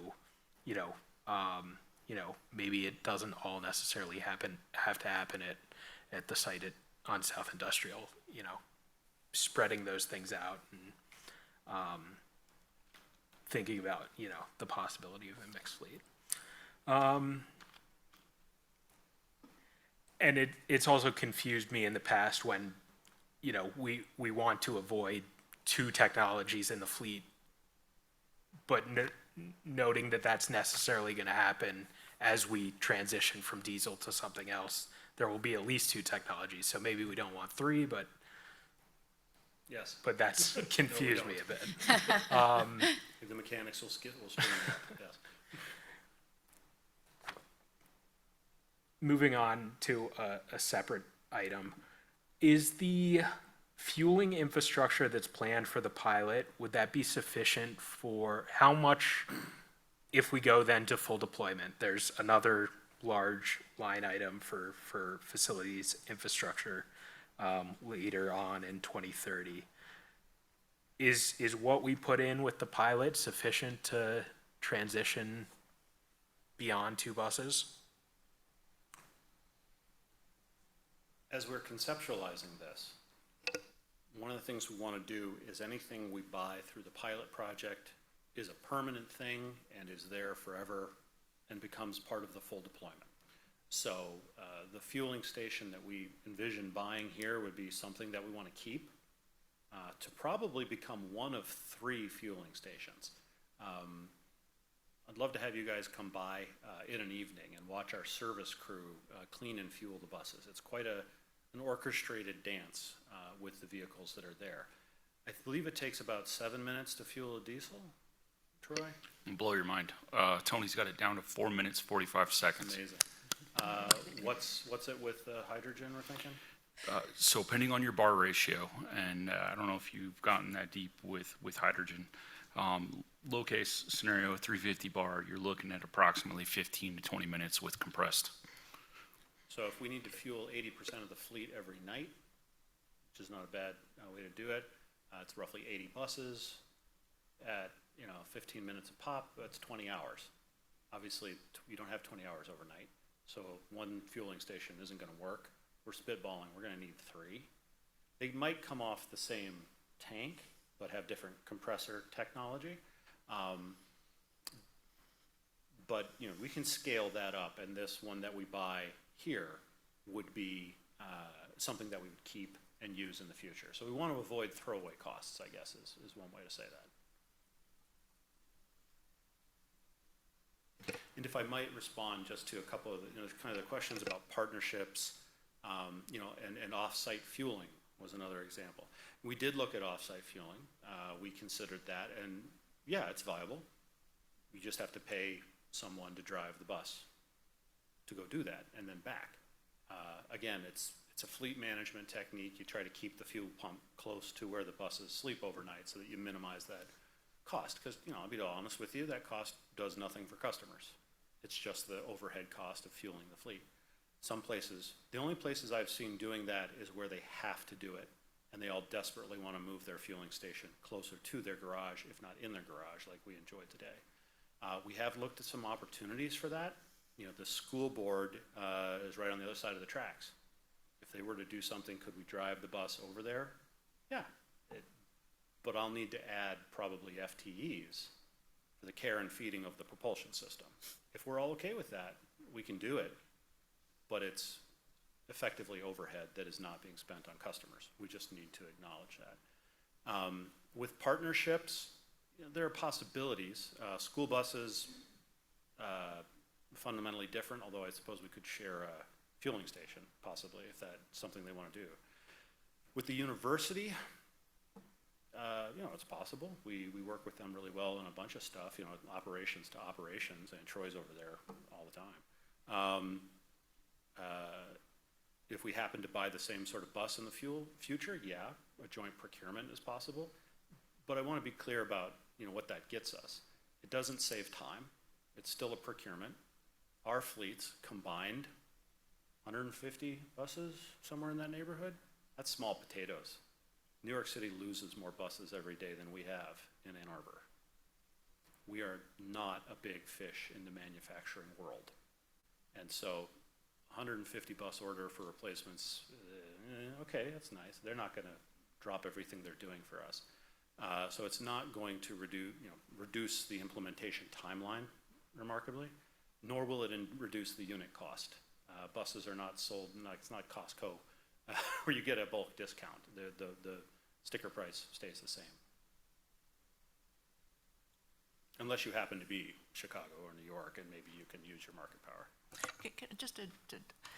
But are there opportunities that make our grant applications more attractive because we are doing partnerships? Absolutely. I think, if we continue down the hydrogen path, working with the American Center for Mobility, I think is a very real possibility. I mean, they're 11 miles from our garage. I think that's a huge opportunity. I know informally there are other transit agencies in this area that are now actively considering hydrogen. We're not alone there, so there may be some possibility for cost sharing or something on the back end there. We're happy to explore any of those possibilities if they're really viable, if there's a benefit to them. If I could remind the board to please raise your hand if you have a question, if it's not your speaking time. I would appreciate that. Thank you very much. I'd like to keep it on track. Simi, did you have anything else? I'm good. Okay. Any other questions? Yes, Kyra. Focusing a little bit more on the mechanics of the grant application, what do you assess the sort of level of competitiveness here? It's tough. A lot of people rush in the door for these grants. This kind of gets to a culmination of things. Obviously, the money is enticing. I think we can be very competitive. We can bring 20% match.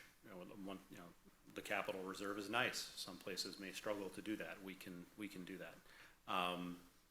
The fact that this hydrogen hub is going in right next door, that obviously is going to play to our benefit. All of the research that we have done will help us write, I think, an amazing application. Frankly, some of these things have been done on the back of a napkin. I spoke with another transit agency in this state, and I'm sorry to beat up on battery buses, but the same would apply to hydrogen. In this case, they bought a battery bus out of the same grant program without factoring in the infrastructure and rewiring their building. And now they can't charge the bus. So in terms of why are we doing as much due diligence as we can, we don't want a mistake like that to impede the direction of it. So I think we could be competitive.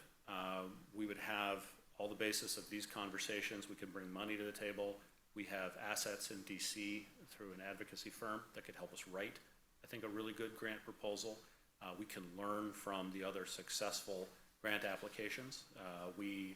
In the conference that several of us were in, we had dinner at one night with 2 other agencies who've won these grants, and we grilled them. How did you win? What did you need to do? There's sort of the core basis of it, and then there's, I call the sprinkles on top, the sort of political things you need to do in a grant application to make it appealing. I think we can do well in those areas. It's no guarantee, however. Many agencies have had to try once or twice before they are successful.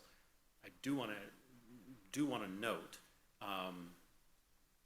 part of the logic behind the pilot project, as opposed to a more aggressive full deployment right out of the gate, is making it attractive based on the money. The feds have a finite amount of money in every grant program, and they want to spread it around the whole country. They want as many ribbon cuttings as they can get. If your project is really expensive, maybe they're only going to get 1 ribbon cutting instead of 2. So there is a certain mathematical logic that I believe they use to start looking at how can these grants help us achieve the political things we want to achieve as well.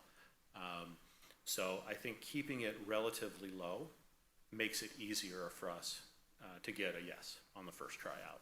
The higher the dollar amount goes, I do imagine it becomes more difficult. Not necessarily impossible, but more difficult. Given that the technology in this space is so dynamic, is there any precedent for if the hydrogen becomes obsolete during the course of the pilot program, then what happens to the pilot program? That is an issue we're all still grappling with in the industry. We heard quite a bit at the conference about people with earlier generations of both technologies kind of struggling with, well, Doesn't work. What are we supposed to do with it? And the FTA is in a bit of a pickle because they're supposed to get their money's worth out of it, which is 12 years. But the agency's basically, well, we'll park it on the back lot for the next decade and, run the depreciation down if you want. I don't believe our industry is entirely grappled with that. I'm looking at my peers. I remember this conversation, but I don't know if you guys were there for that. Okay, so I'm nodding.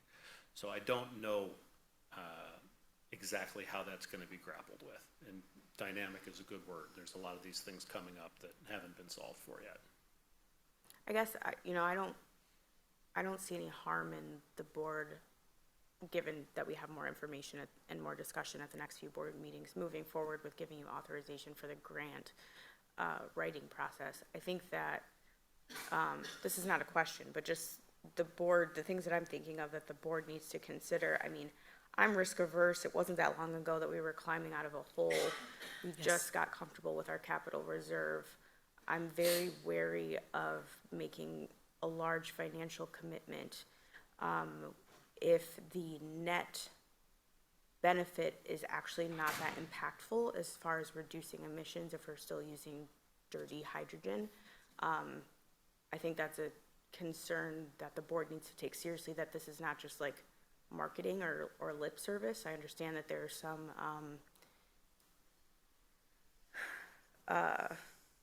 unknowns that make it, like, we don't want to not take any action from our sustainability perspective, but I am wary of making commitments that don't actually have a real effect on our sustainability efforts. And so in that sense, I'm comfortable with the extended timeline when the risk of the financial risks to the organization are pretty significant, especially given the fuel, like looking at the presentation, the fuel costs are also a big concern to me as a huge unknown. And we dealt with that a few years ago with the diesel buses too. So that, all of this is difficult to grapple with, but I think the board is gonna have to be clear on our priorities and having a little bit more faith that, I will need to have a little bit more faith that this is actually going to have a net positive impact. And I think we also have to keep in mind the ridership considerations. You didn't really phrase it as an either or, and I don't think that we should either, but we do have to consider if this project does actually help increase ridership, which was our predominant goal in our ends and still is.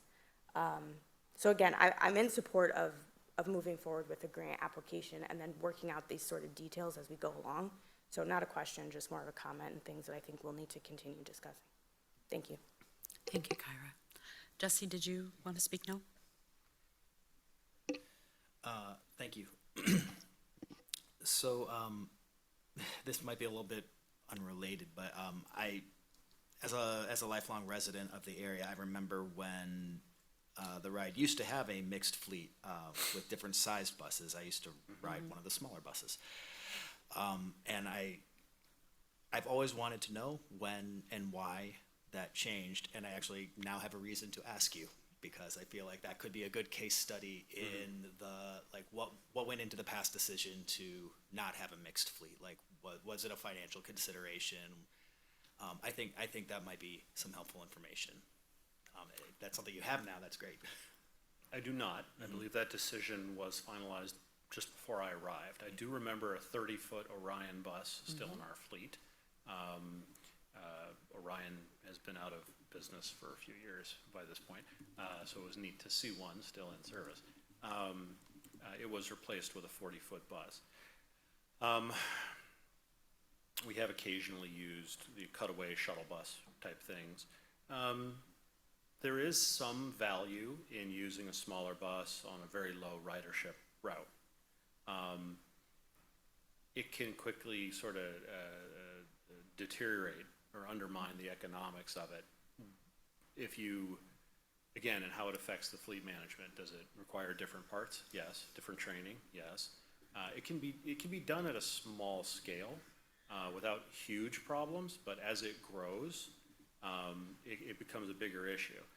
The interchangeability also is a challenge. So, I flew recently, and I went in to check in, and most of the gates were not being used. most of the check-in gates. I'd say maybe a third of the actively head staff. But when Thanksgiving gets here, those gates are going to be completely full. Freeway at 2 a.m. is, you don't need all those lanes, but in rush hour you will. We build infrastructure, particularly transportation infrastructure, for the peak load. The electrical system, I think, is built for the same way. Water and sewer system is built on the same principle. You built it for the heaviest thing you have to handle safely in those cases. Transit system is built to heavy to be able to handle rush hour. The 40-foot bus is a really good tool for that. Having a fleet of completely interchangeable buses where any one of them can be swapped out for rush hour is really convenient and drives your sort of overhead costs down. If one of your buses, and you put it in rush hour and it's too small, the crowding is to us a failure. It might be a momentary inconvenience, but customers let you know pretty quick that's a failure. So that tends, after a certain size, to push those smaller buses out of the fleet. There are other reasons different fleets use different size buses, Arctics versus 40-footers. I could go into it. In our case, I think some of the lower demand routes, I remember there was one in Pittsfield that was being experimented. You know, there's a industrial parks on State Street South near the airport. They were trying it, just didn't get any takers. So there's a variety of reasons for it. Yes, you can do it. I'm advising that we be very cautious about doing it, particularly with propulsion systems and the size of the bus for that matter. It's not really a factor here. They're all 40-foot, but on both factors, there are costs associated with it. All right, I'm getting a little more technical, I guess. I'd like to know more about the storage concerns with hydrogen. I've heard that hydrogen, being such a small molecule, really likes to escape from things. And so I'm wondering, like, how many days worth of hydrogen could be stored on site, and how long can we store hydrogen? I'm going to call a friend here and tap Troy to help me with this. But he has advised me similarly that we consider the hydrogen molecule like the Hamburglar. He's always trying to escape. It is a very small molecule. It requires special pipes, transport chain. You know, it's different. It's different. You're absolutely right. So, Troy, you want to walk us through your thinking on that? Absolutely. So, Jesse, one of the things I think you're referring to is hydrogen embrittlement. It's the escape through different types of alloys and metals and those sort of things. So the question is, this one question could be a 2-day conversation. But I'm going to try to boil it down real quick for you. So one, it depends on the type of storage that we pick. That is straight honesty. So if we pick let's say a 500 kilogram storage tank, which is fairly low, fairly small sort of storage tank, along with a cooling system, a pump, and the associated electrical equipment, that we could run for about 5 to 7 days on about 500 kilograms. They also sell, Plug Power also sells a larger kind of all-in-one kit. It's stored on a semi-trailer. That'll get you upwards of 1,500 kilograms, and that would run us for 10 to 12 days. So the other option and questions also talk about delivery and logistics, and when you talk about those two, you have to take what type of hydrogen am I going to get, not dirty or clean, but are you getting liquid or gaseous? They become very expensive when you talk about those things, and I can break those down in a sidebar conversation with you.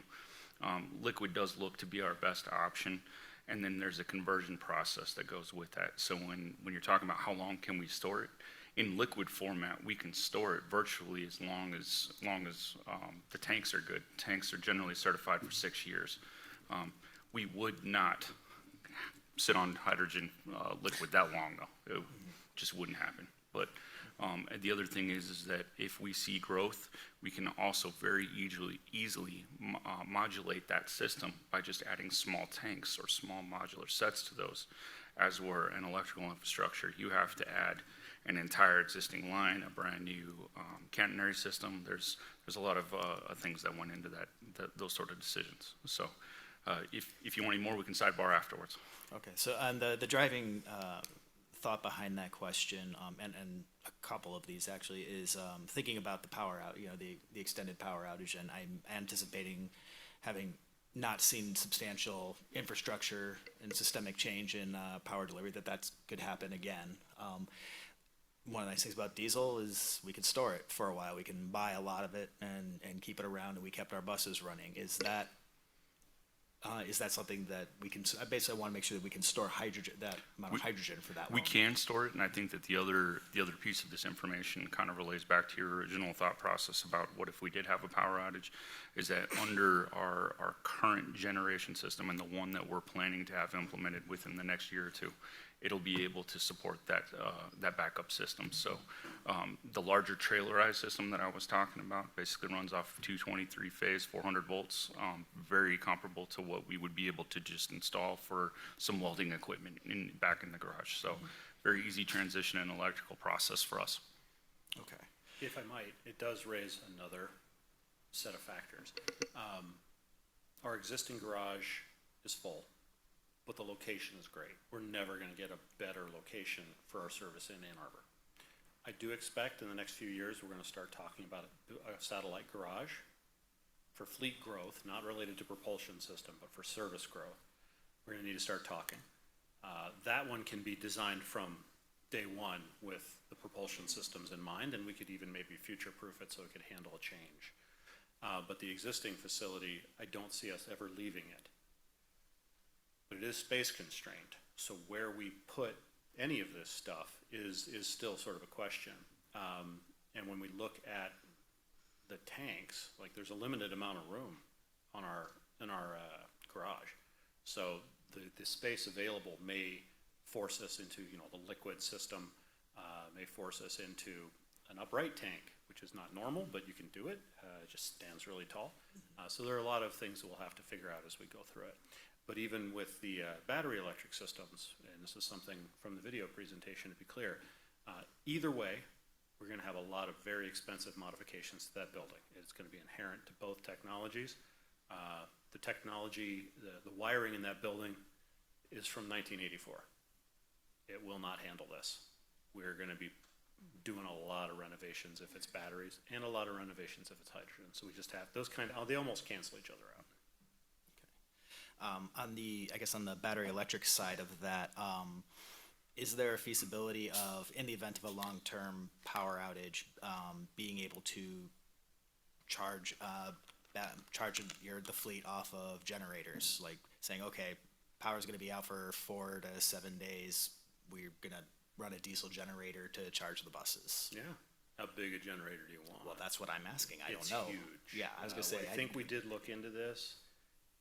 I don't know if we sized it specifically, but Troy, I remember it's enormous. Yeah, it was absolutely huge. So our current size and constraints we've had, we weren't able to put enough generators in line to be able to charge it. And then the other expenses that were kind of not talked about on there were transformers and other switching equipment that would be required to handle that load of electricity.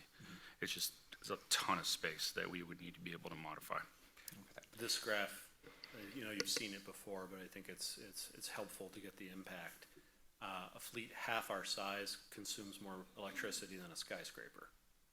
Like the amount of wattage that batteries of this size pull is amazingly large.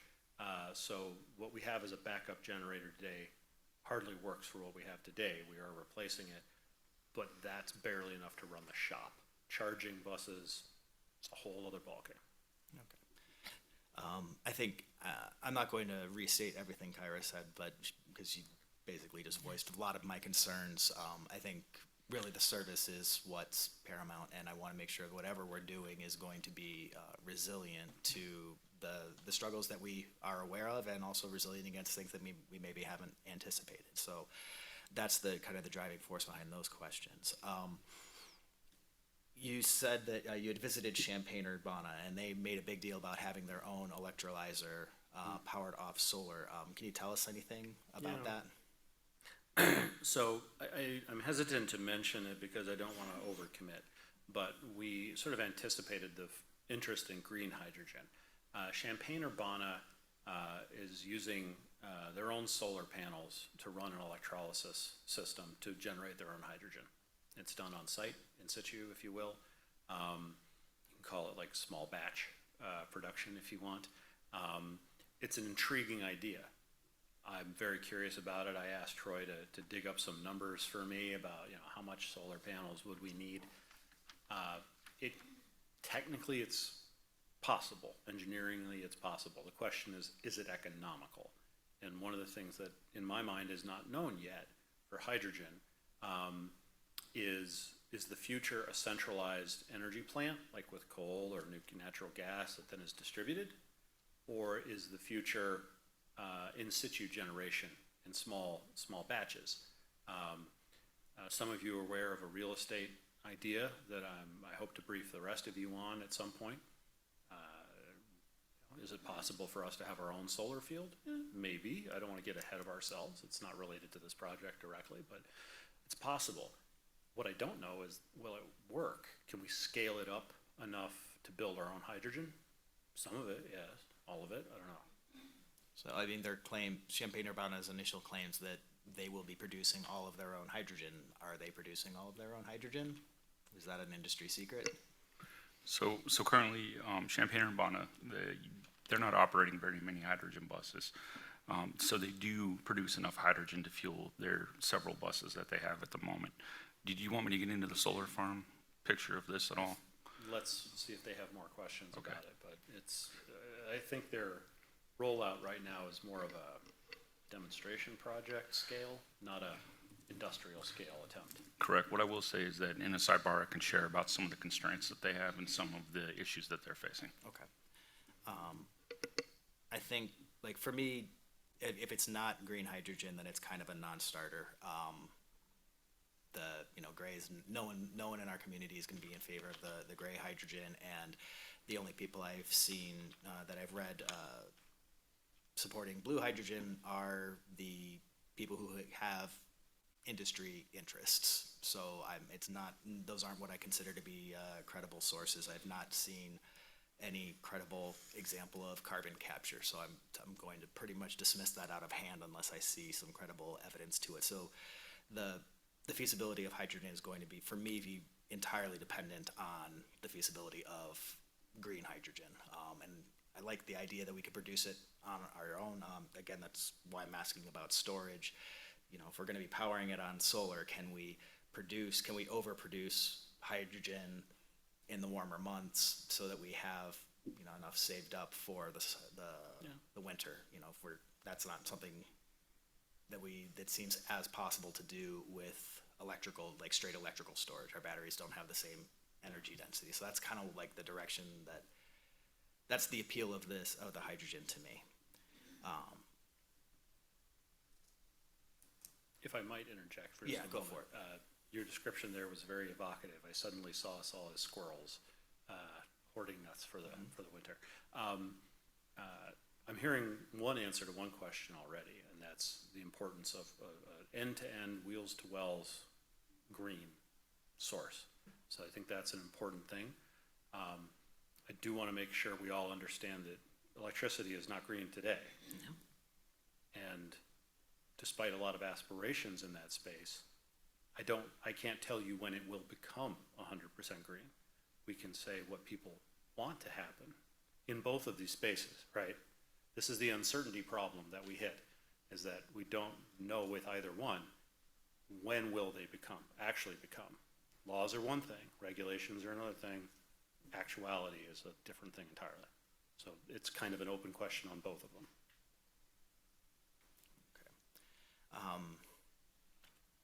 I've been debating whether or not to ask this last question. I think you'll either refute the premise of the question or you could choose to answer it.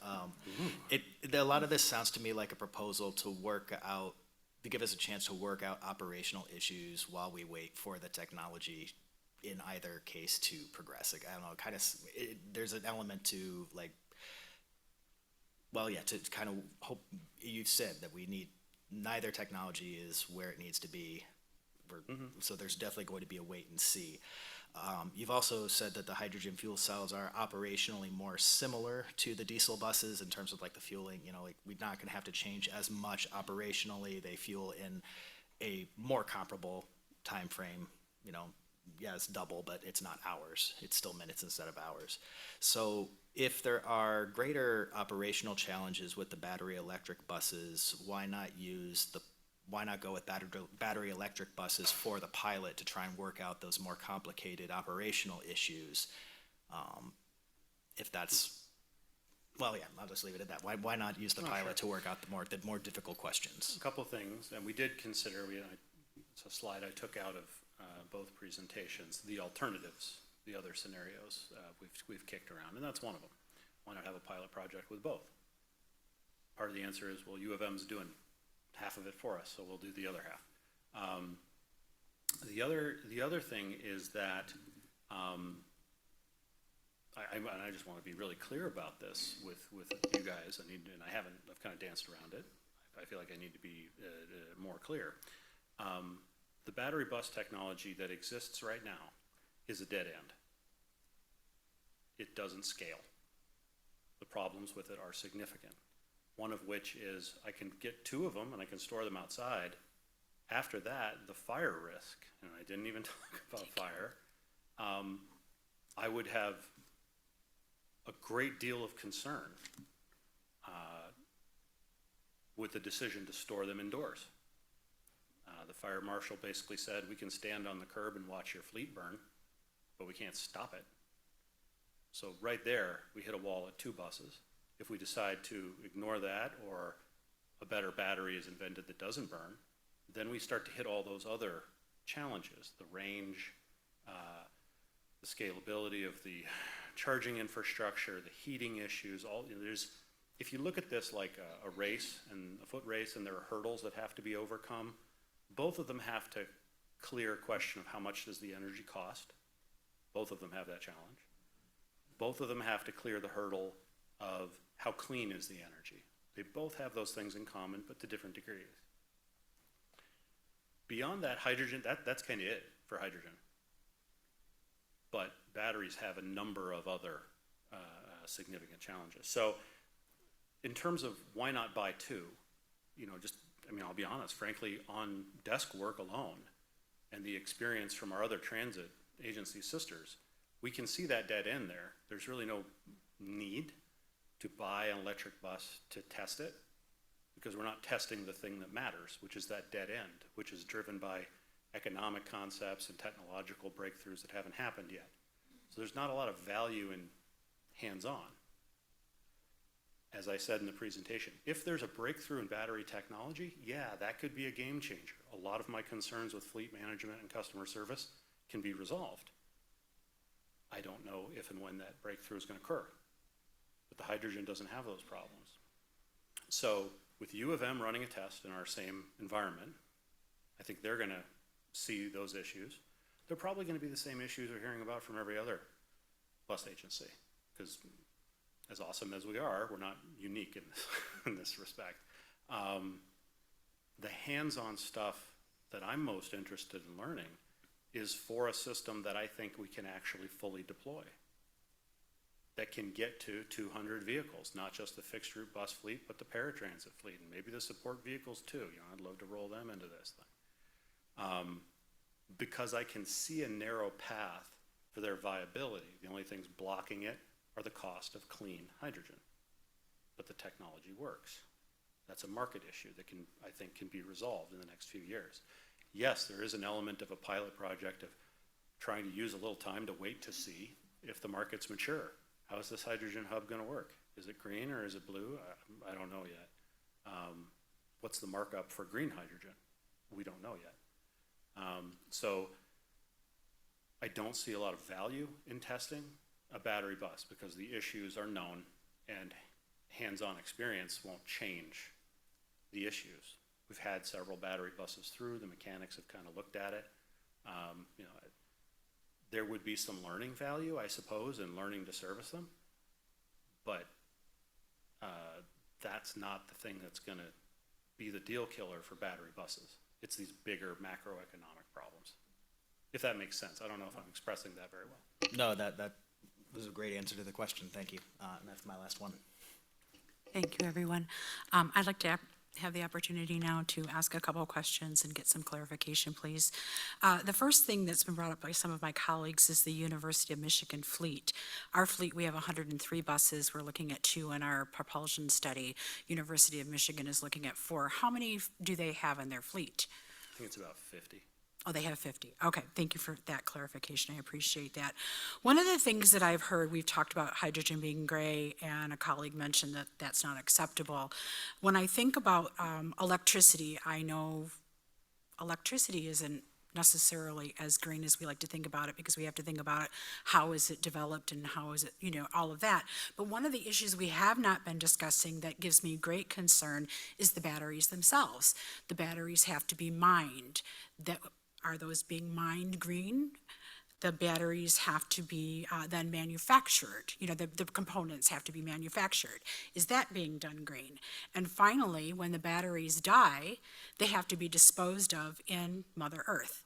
How is that going to affect things if everybody goes electric and has it? I believe I saw, how many batteries per 40-foot bus? Is it 4 that were on the top of it? For the battery electric For the bus? battery electric bus, is it 4?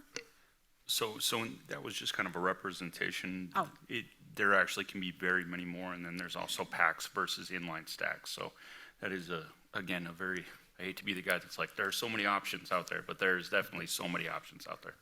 I think my point is, as I'm thinking about this, is that it's important to think about what is green, not just on what our tailpipe emissions are and what we're trying to achieve, but we have to think about all of the processes that we're receiving. So to me, electric is just as dirty as hydrogen when you start to factor in how the batteries and things are taken care of. To me, that is a risk factor that I would like to have more information on.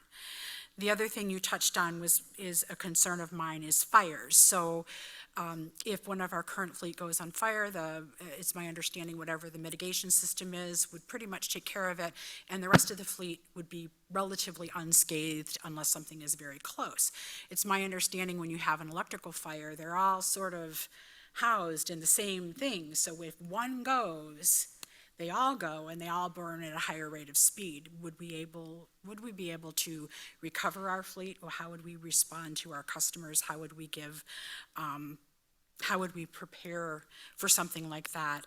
You've already indicated that the fire marshal has said we would not be able to handle that. We would sit there and watch your fleet burn.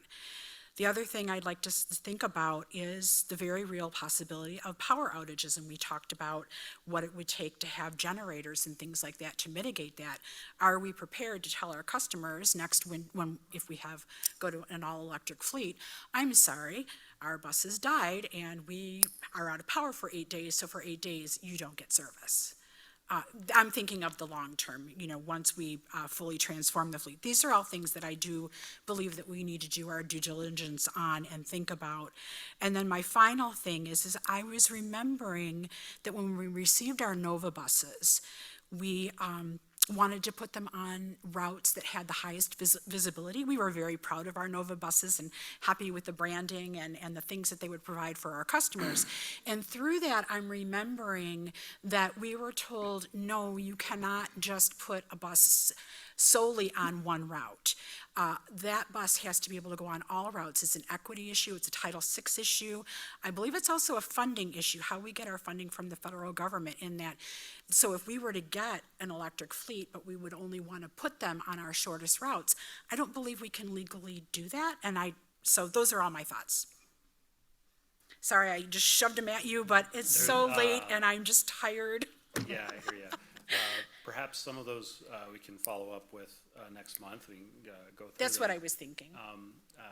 But I can offer a couple of clarifications. Yes, through Title VI as a condition of the federal money, we have to spread the wealth. The service must be done equitably, and that means in a non-discriminatory fashion.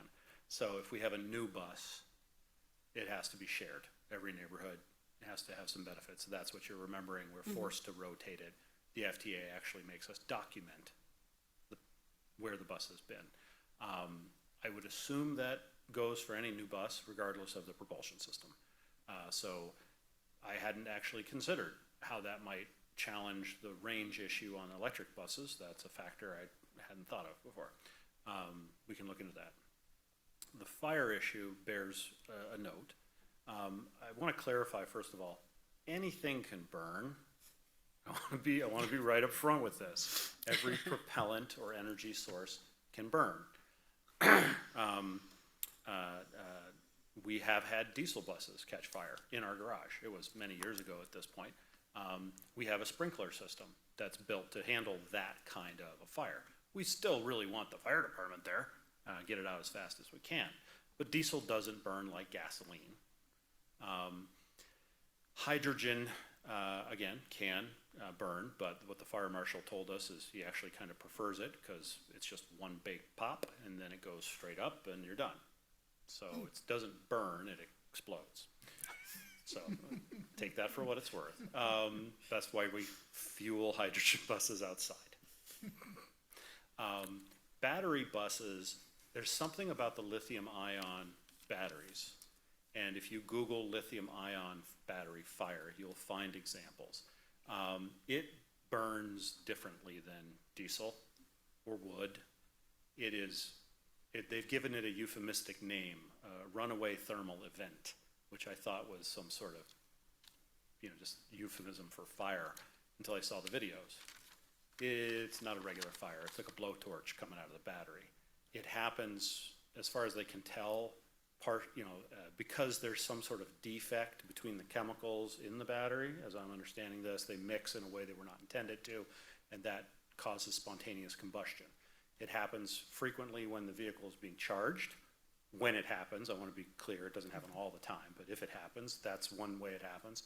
The other time is frankly just with no warning at all.